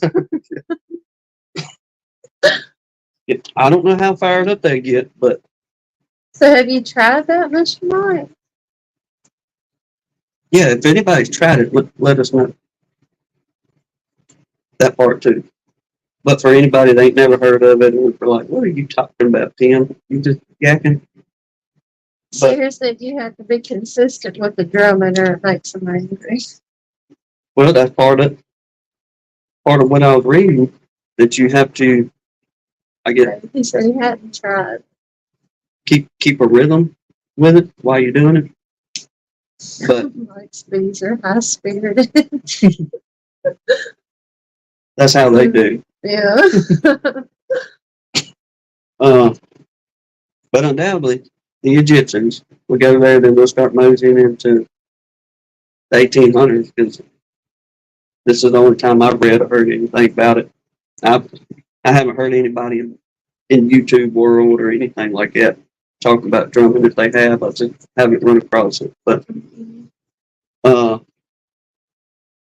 anyway, they would take 2 sticks and just knock on the side of that clay cylinder with the bees were in, and whenever they wanted to create a natural swarm, that eventually, by all that tapping and beating on that clay cylinder, it'd get them bees worked up.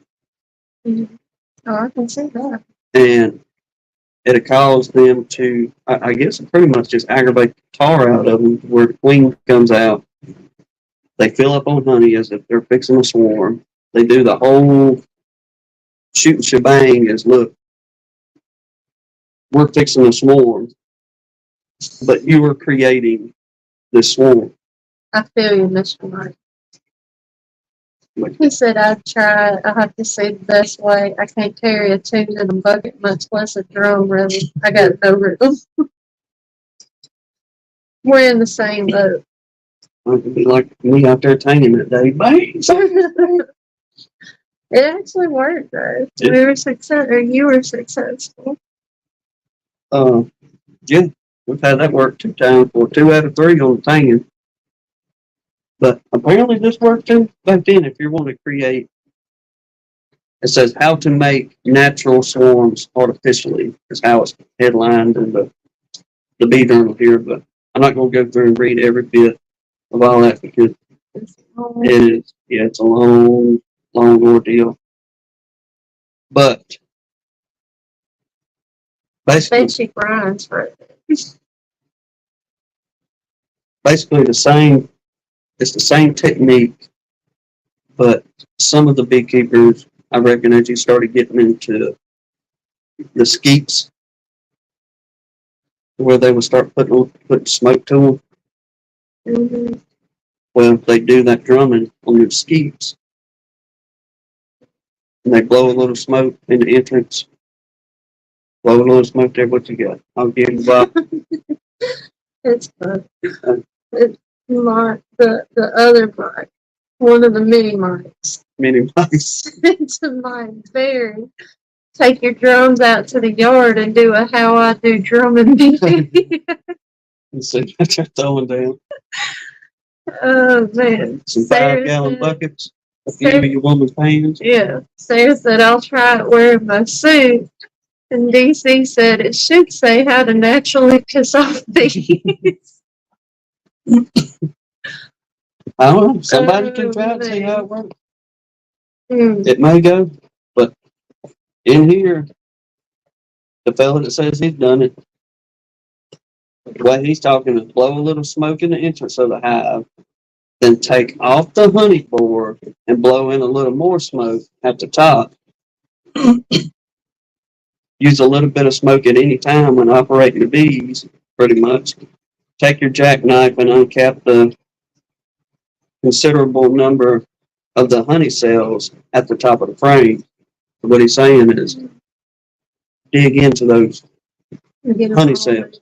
Push them up to where you just uncapped a whole bunch of honey up there that's starting to run. All right, so what are you doing? You're filling your bees up full of honey as if they was fixing to swarm. So push them up there with the smoke, let them get all fat and sassy. Then shoot them a little bit more in the top, and that'll kind of start pushing them on back down after you give them 5-10 minutes to get full. And as you're pushing them back down, that's when you start your rhythm, beating on the side of that box, or, well, everybody's got boxes nowadays, but knocking on the side of it. And undoubtedly, that will push them out and push that queen out with a certain amount of bees. And that'll create a natural swarm instead of taking the chance of, in the paragraph or in the story here, this is how they done it back then to prevent early swarms during spring. If they seen queen cells starting to come in, instead of going in, tearing the hive pieces and all this, they would go, okay, look, it's time to drum on them. And they would go out there and drum them bees and push that so many amount of bees out to make a swarm along with your queen. Yeah. And then our luck, it probably wouldn't go as easy as they're saying as well. But undoubtedly, once you drum them outside of that colony or that hive box, you can simply take. Probably just all get mad at us and just a whole bunch of them take off their wings, knowing our luck. Well, the way they're talking is what always happens to them is whenever they go to. Let's see if I can find it here. Whenever that swarm comes out of that box, they'll cluster up like a round cluster is the way they describe it. Mm-hmm.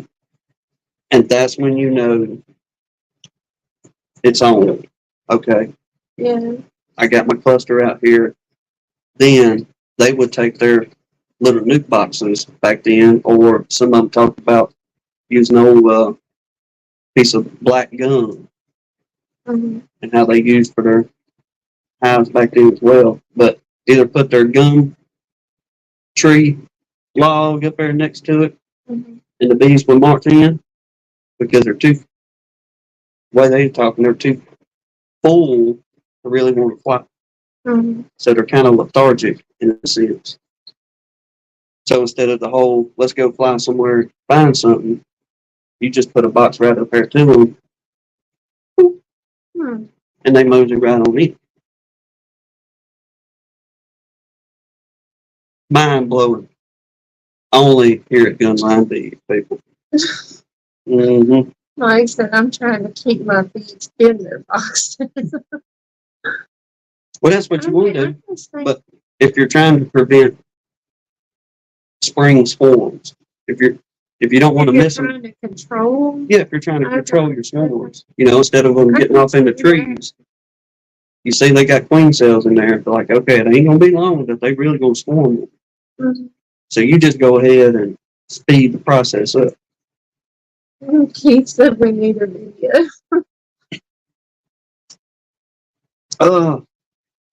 We don't even have any bees to take a video with. Yeah, but I know the perfect colony over at Lansing we can do it on. You have lost your mind, too. Old buddy Lance, he got some Completely. sweet bees, but for whatever reason, this one colony that's off in the corner, and we have requeened her twice, last year and this year, and same result. They're just They- buttheads. They're buttheads. And- I'm not about to cry with those. And the queens come out of different colonies there in the yard, but it wasn't the same queen each time. But for whatever reason, the band name, Yeah. All right. The high fingers. I don't know. Thought that was something different that you don't hear Very good fun. very often.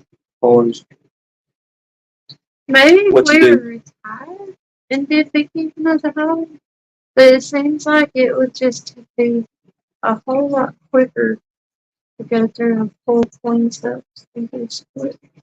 Mhm.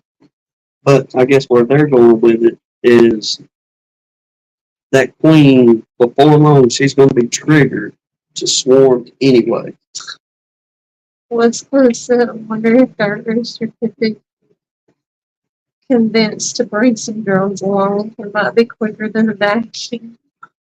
We never work them on down there. You beat on the top of that roof. Get out of here.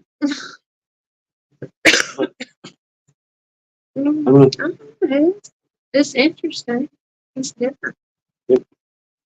I can see us creating an absolute mega disaster. Yeah, ours wouldn't do like the typical. Our bees never march in, and they never do any of the nice things that you see everybody else. Put a box down there, and man, they just all start running in, waving at you. They're going in the box kind of thing. Oh, well, that makes sense. So DC said it's a different hive style. That technique was developed for the clay tube hives that you couldn't get into. That makes more sense. Yeah, like the skeeps, Mm. things like that. But undoubtedly, they've done some of it in the like the lane straw boxes, like he's describing Mm-hmm. in his story here. I guess that's why I didn't click chance, but click in my head. But that was not developed for our kind of feature. You can just use it.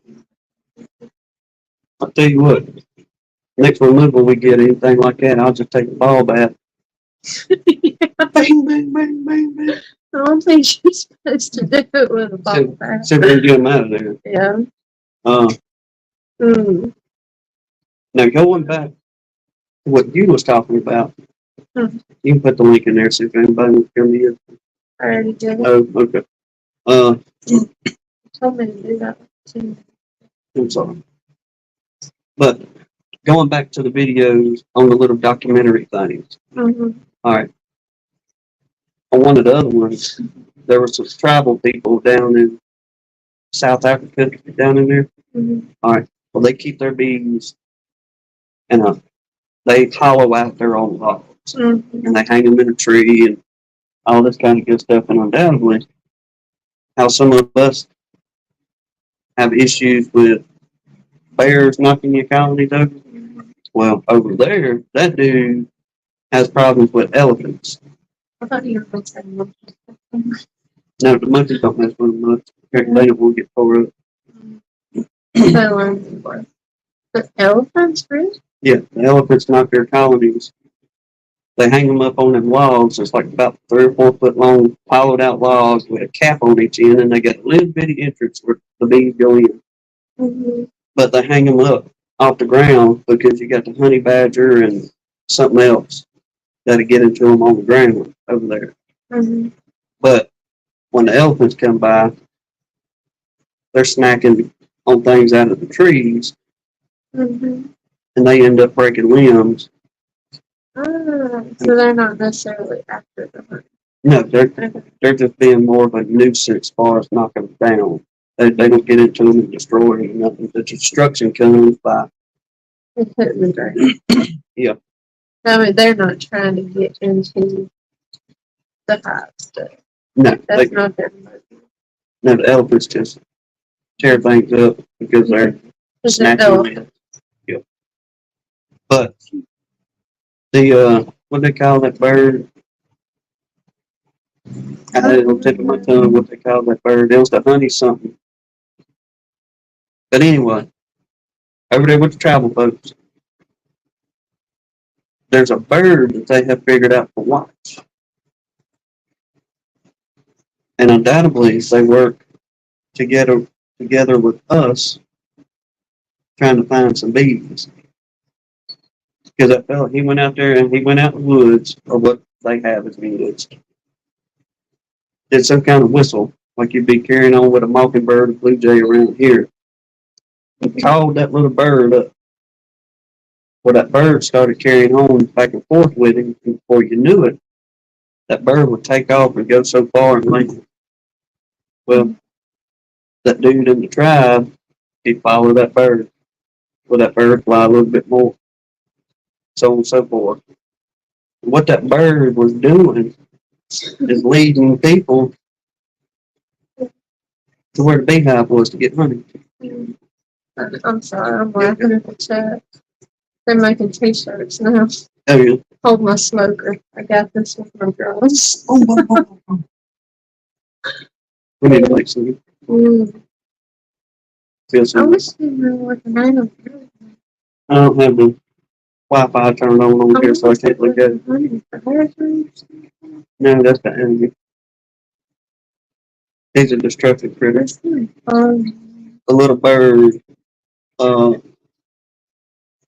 It was honey something. What they call the thing over there. But that little fella leads them to the wild bees. And it's just customary. Whenever you find the bee colony, you get a little honey out of it set on the ground. And that little fella goes over there and gets his snack, gets his belly full. But if I believe right, they said that is the only bird or small mammal like that that can digest wax and it doesn't bother them or anything along those lines. Did you find it? Honey guide. That's Honey it. guide? Yeah, the honey guide. That's the name of the bird. That's pretty self-explanatory. Exactly. What should remember?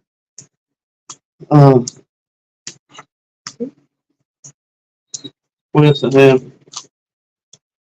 We got out of time, too. Oh, Almost done. no, really. DC said he's seen those videos.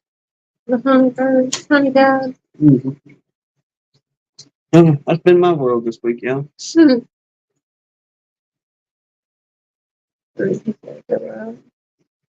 just wants to get up here between us.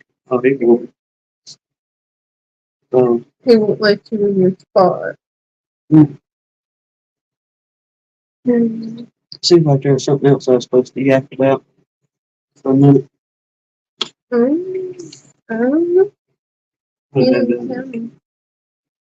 Oh, well, we can go. DC still in here?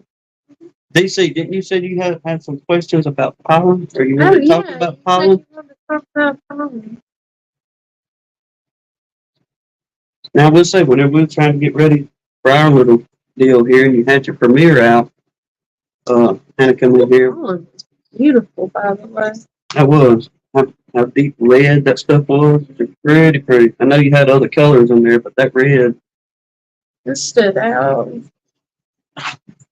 Unless it just looked red in the camera. I think you said it was a bright orange or something, if I remember right. I'm really not. But it looked red on the camera to us.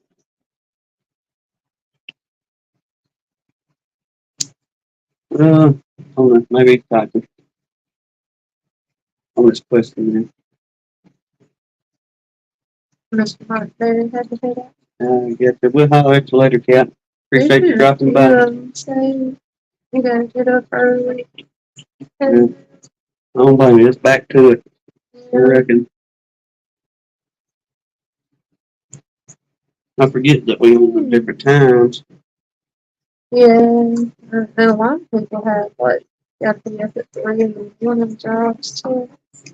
I don't blame them for hitting hay at all. Well, while we waiting on DC, we'll just burn the last few minutes up with this one here. We got the drumming. We got the honey guide. Then the same travel guy. While he was out with the honey guide, he was going to, I guess the best way to put it was an old timer beekeeper in their village. But when they was boring out them logs, I know some of us still do this, but this is how they look at it over there as far as keeping out pests, was whenever they hollow that log out and get everything just right so he could carry it back and put in some bees in it. they'd make a small little fire and pack that log with some kind of whatever native tree they had around there, and let those green leaves, pretty much just like, I don't know, get the smell of those green leaves inside that log. The way they were carrying on is that their swarms and their bees would be more attracted to those logs if they burned the inside of them and if they had that green leaf smell in there, pretty well ready to go. But their big belief was that's how they keep pests out, by burning the inside of those logs. Now, they didn't specify what kind of pests they have, because I'll say we've taken and burned the inside of boxes before, and you still get the hive beetle in there. You still get a wax moth in there. I imagine you still get the mites coming in there as well. But I get it far as we do it because we like to pull the wood grain out if we're going to burn the boxes. But we haven't seen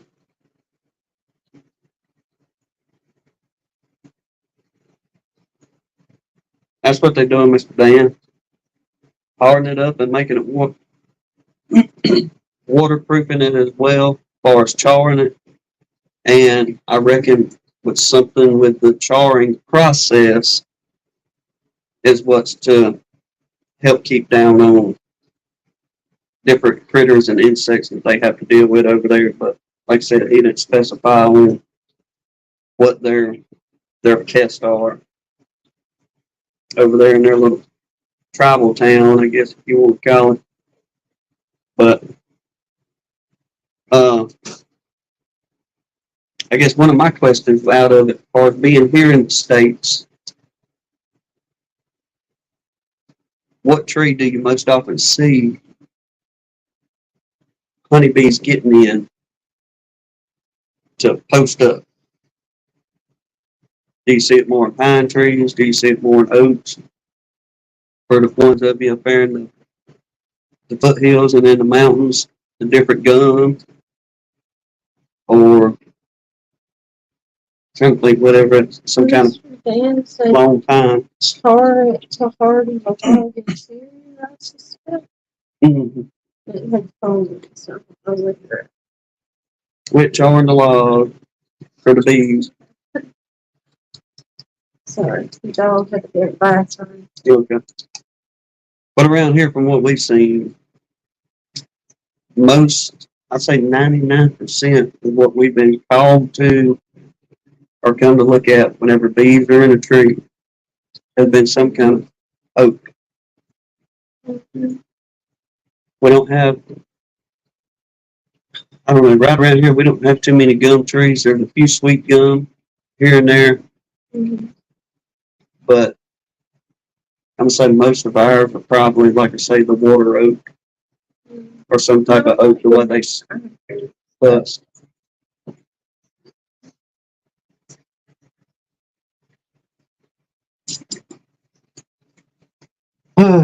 Well, we're losing them. We are.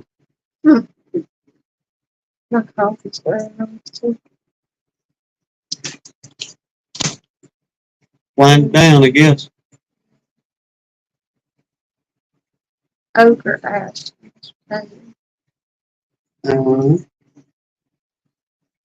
What's that, Mr. Larry Gandy? Mr. Larry. Hope y'all doing well. All right, one more then. We'll roll it up. Where am Is I? it in Never here? did see him. No. Okay. No, it was on the, because I had a little spot for burning the boxes if, you had any luck with that, so on and so forth. But whenever you do a removal of we'll say, a feral colony, Mm-hmm. have you noticed if a feral colony, when it comes down to brood, honey production, and just overall health wise, for the most part, if they're better or worse than than what you would get a package of bees for? Is it because they've been out on the streets a little bit and they got it figured out versus, a package of bees just going in and starting to build? Or I don't know. To be honest, I haven't really paid attention to go, okay, the bees that we got. well, but too, how can you guarantee it's a feral? How can you guarantee that it can catch a swarm off? Because I mean, like us, we know of 2 beekeepers that we could potentially catch swarms off of that were in a radius with it. Mm-hmm. So I've been kind of kicking that around in my head the last few days. How many? Like, how could you guarantee it was really a feral swarm instead of, for lack of a better word, you call a swarm of somebody's domesticated out of their box? Well, that'd be hard to say, to be honest with you, because there ain't no way you can say 100% Is that why we're losing everybody, Mike? these bees. Well, You said everybody's getting their drums ready for the war. yeah, doing the war dance. Yeah. Oh, there you go. He's found a drum emoji. Oh, there's Larimore. Hey, we were just talking about you. You came in, I mean, perfect timing. Oh no, he did have to move. He said, we're facing a flood from the storm. I'm worn out from moving things to higher ground. I'll catch up later. We're praying for y'all, Keith.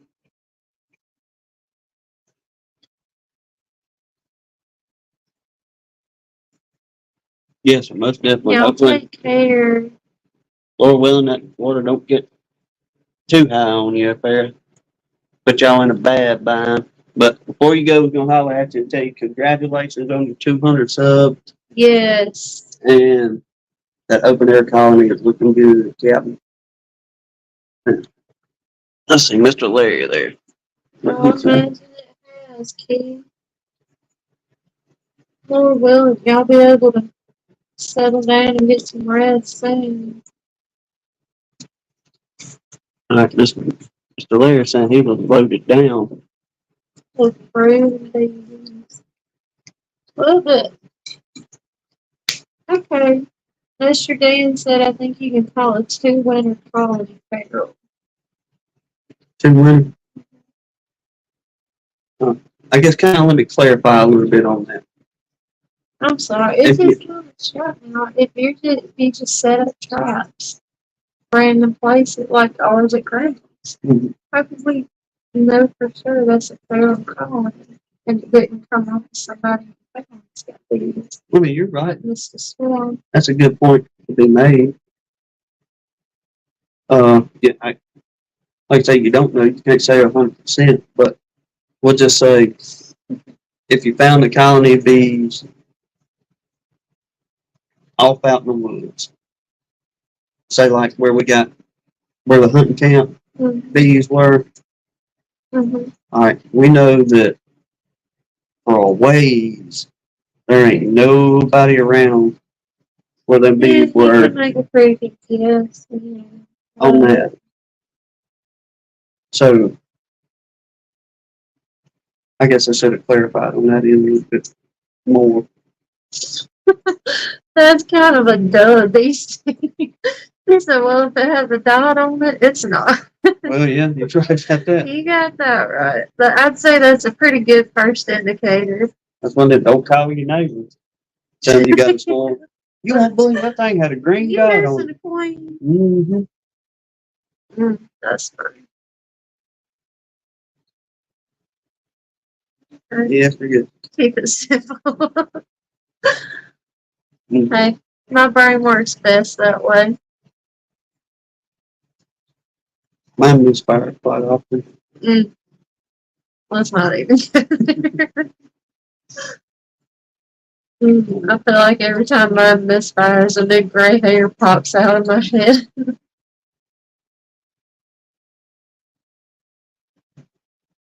Well,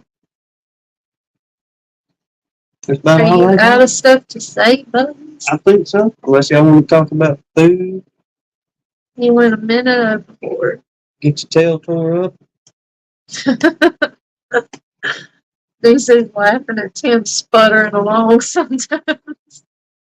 Hey, I ain't. We all do it, DC. I'll be the first to tell you, but Yeah, I saw all that pollen. That stuff was beautiful. It just made me, I just thought about fall, seeing it. I'm so ready for fall. I'm so over this summer. well, I mean, they bring The it. heat and the beetles. But that was, how many days was that? A day and a half? Didn't you say that bucket you had was like a day and a half? Or was that what you were saying was a week?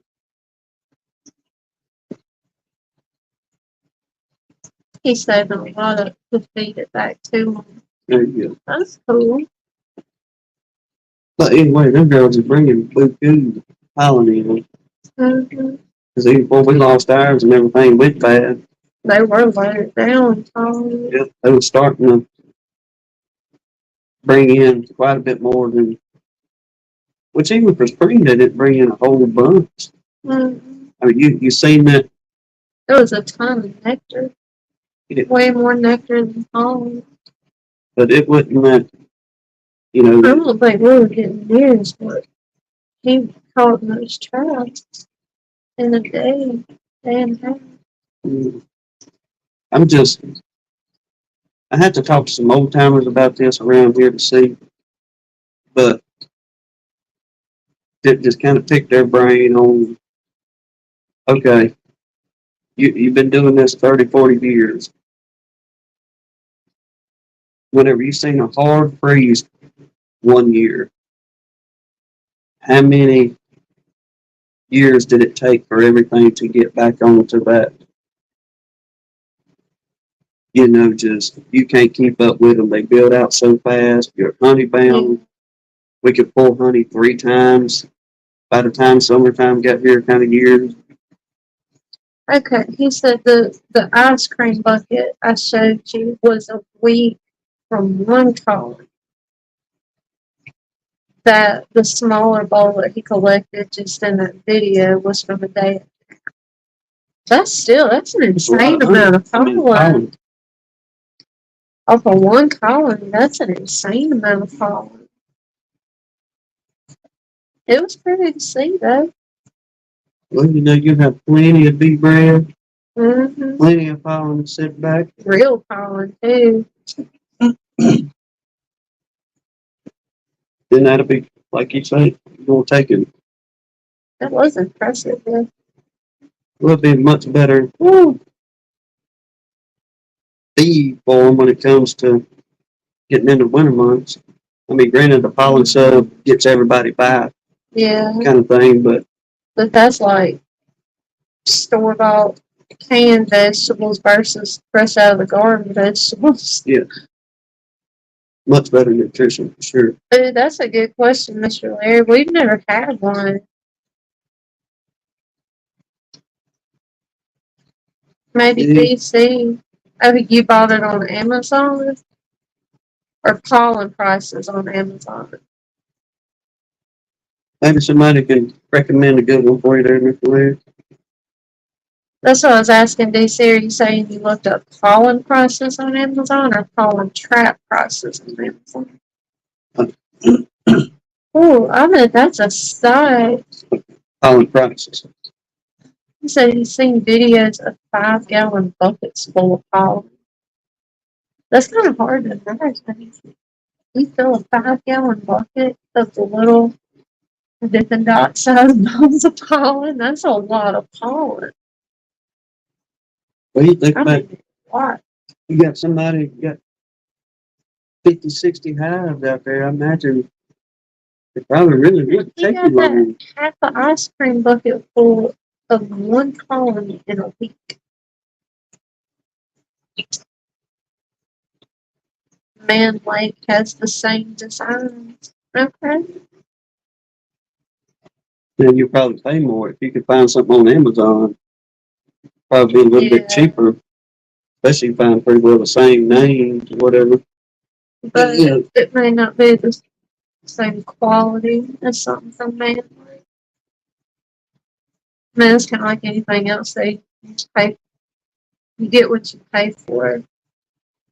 Well, hey, Nate. I don't know. I can't speak to that. I've never ordered from them. So, But I will say, when I was fumbling around a while ago and talking about old Soul Mail Charlie mm, and that, what they call that thing? Push in tween marking disc. yeah. I mean, Isn't that basically what we have? it's one of those tween traps pretty much Yeah. where you just stick over the top of it while she's on the comb. But I seen that little bitty disc. They wanted $24.95 off a Man Lake for one of them things. You know, it would take like $10 for the whole kit, Pretty much. markers and all everything. Or it would pay the same price, but we got the markers and all. We got the markers from Bob. I don't know. Well, we got the different little queen cages whenever we was dealing with all the four-man incubator stuff. Yeah. But I seen that deal and I was like, $24.95. I'll just, don't get me wrong, but I'm gonna stick to the little $7.50 guillotine. Yeah. And so far we've had I don't think we paid that much for it. what our But it's little still markers. holding up. Our little trap thing. Oh yeah. Ooh. West Cliff said $24.95 plus $20 in shipping.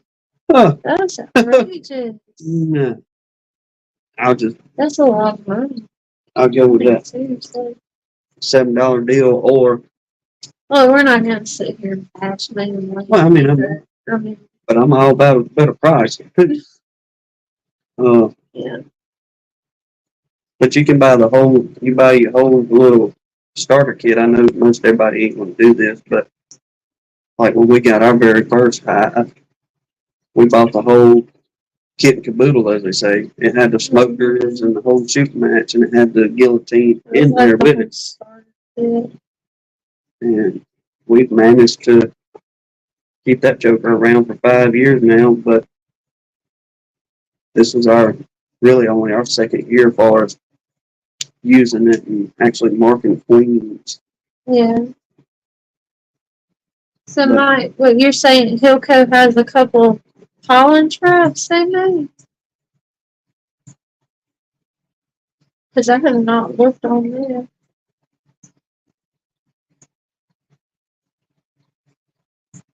Well, there you go, DC. Stay ahead of me. Yeah, for sure. Because if they bringing it in like that, then it sure won't take you You long. make some money. Well, that'll take you long to get pollen bound. Yeah. Uh, No. I don't know. Maybe once we finally get over and get ourselves back on track, get enough colonies out there, may try to do the same thing sometime or another. Yeah, me and Miss Daly was talking about that. She was like, Hannah, don't give up.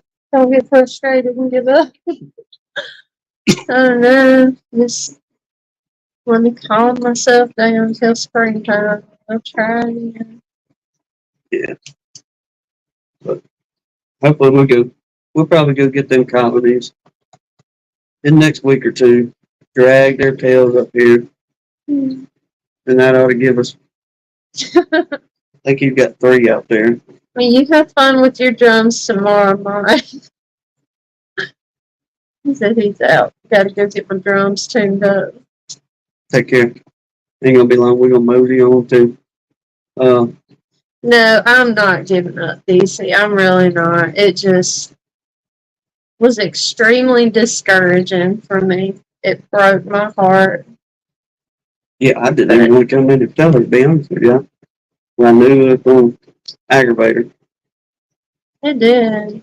I mean, it really did. I miss the bees so bad. As crazy as it sounds, I miss dodging the bees. The few that would migrate up by the house. But no, I'm not giving up.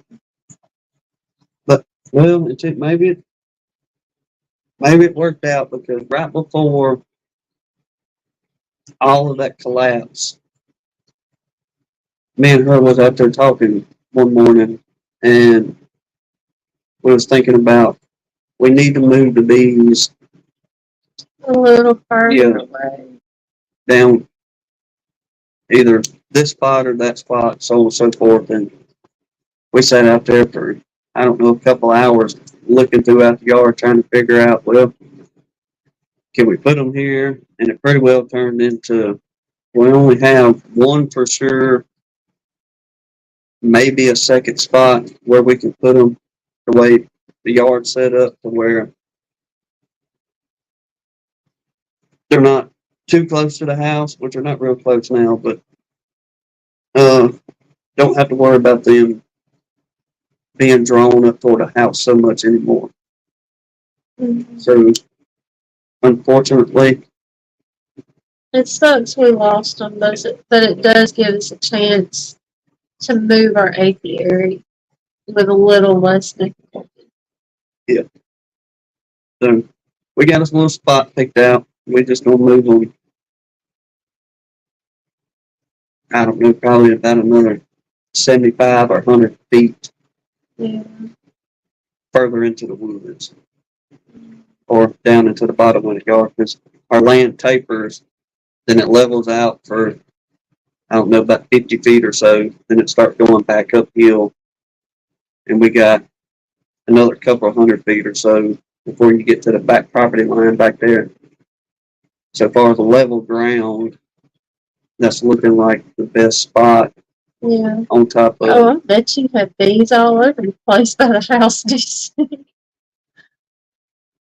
So he left his mixing tank sitting up by the house with sticky all over it. Oh, they draw right from all to a flame on that. So I mean, we always try to look for a silver lining. So I guess there's our silver lining. If we had to lose all of our bees, no, Mr. Dan, we don't have anywhere that is full sun all day. Like there's not a single spot in our yard. There's so many woods around it. Like literally on 3 sides of us it's just solid woods and 4 sides the highway. So Even if we cleared out our, I guess, almost 2 acres right here that we're sitting on, even if we cleared out the whole property line as far as no trees and all that, we would maybe get 4 hours of direct sun. And like she's saying, everything else, it'd still be 4 sides of woods all the way around us for the most part. yeah. We'll try maybe we get home in time to do that tomorrow, DC. I'm sure you could give us some suggestions. He said you should do a walkabout video and just give us a walk and talk. Y'all want to go live and walk and talk and do what you say? I don't know about live. Y'all want to walk and talk live tomorrow or just do a video? Yeah, DC, we've been talking about that for a while now, honestly. I mean, there's plenty of places we could thin trees. It's just getting us to thin trees. I mean, it's just when we moved in here, we had to take out like almost 30 trees. And we were so sick and tired of cutting and cutting and cleaning up tree limbs. We were over it. I mean, literally, we just burned ourselves out because I mean, we did those 30 trees in like 3 days or something stupid. It was just bad. We just have not been able to motivate ourselves to take out the other 20, 25 that we want gone. Yeah, the ones with close. And that's just like what would open up our yard more, where we would get more sun just in the yard. We'd have to take out A lot. at least 20 more, like a minimum of 20 more. And like I said, it's our fault. We've just completely lacked the motivation to start that project. Oh, Again, like the last 3 years, literally, we've been telling ourselves, starting like mid to late summer, okay, the first cool snap we have, we're going to take out some of these trees. And we've procrastinated for the last 3 years and have not taken out a single one. well, just me and you. Cutting trees and Yeah, pulling limbs. Cutting trees and pulling literally. limbs. And I know. I mean, we're the same way, Mr. Dan. He said it'd break my heart to clear out 30 trees. Just keep up with the peppermint. I mean, don't get me. There's a bunch of them I'd like to get out of here, especially right here, kind of close to the house for storms and such. But Well, Mr. Larry, there is a couple places. I mean, there's several places throughout the yard that'll get like 2 to 4 hours of either morning or afternoon sun kind of thing. The best place to move them where they would get all the afternoon sun would be out in the front, but it's way too close to the highway kind of deal. Like, it just kind of defeats the whole purpose for us. But there's a few spots further back that would get a good few hours of morning sun. I'm going to say at least 2 hours of like good full sun. And then the rest would be what they call it, filtered, like through the leaves, the shadowing of the leaves or whatever. But we're thinking too, like he was saying, the way our land tapers, all the sand just kind of lands right under where our hives are now. So we're thinking maybe if we move them to where there's more, I get like foliage and stuff. it's more peat moss than a couple inches below the peat moss. It's just red clay. Yeah. So we're thinking maybe if we move them there, where the ground is much less inhabitable for the larva to pupate in, maybe that'll help us too. But we were thinking since we have, all winter to prep for it, then we're going to get some of that souped up grub killer stuff that Lee uses and just annihilate the ground where we're going to move the apiary to, just to get kind of a jump on it. Because we facing east-west. If we look out our window here, which y'all can't see it, but we done this on purpose, the way we got the house and all that, but in the morning, you pretty well get due east sunlight coming in right there. Then, yeah, about Not quite due but so about, I don't know, 10 o'clock in the morning is whenever we get full sun. Then 1 or 2 o'clock is back behind the tree line back there, and which is nice in the summertime. Don't get me wrong, because it ain't so much on the house and that end of things, trying to keep it cool. But it's which one do you? We just kind of juggling on that end, trying to figure out what's That would be awesome, Mr. Larry. Absolutely get with us if you get down this way. We would love to meet up with y'all. Yes, sir. Which ain't too far, but about, well, we figure, but y'all about 2 hours up the road right there. Ain't too far away from it.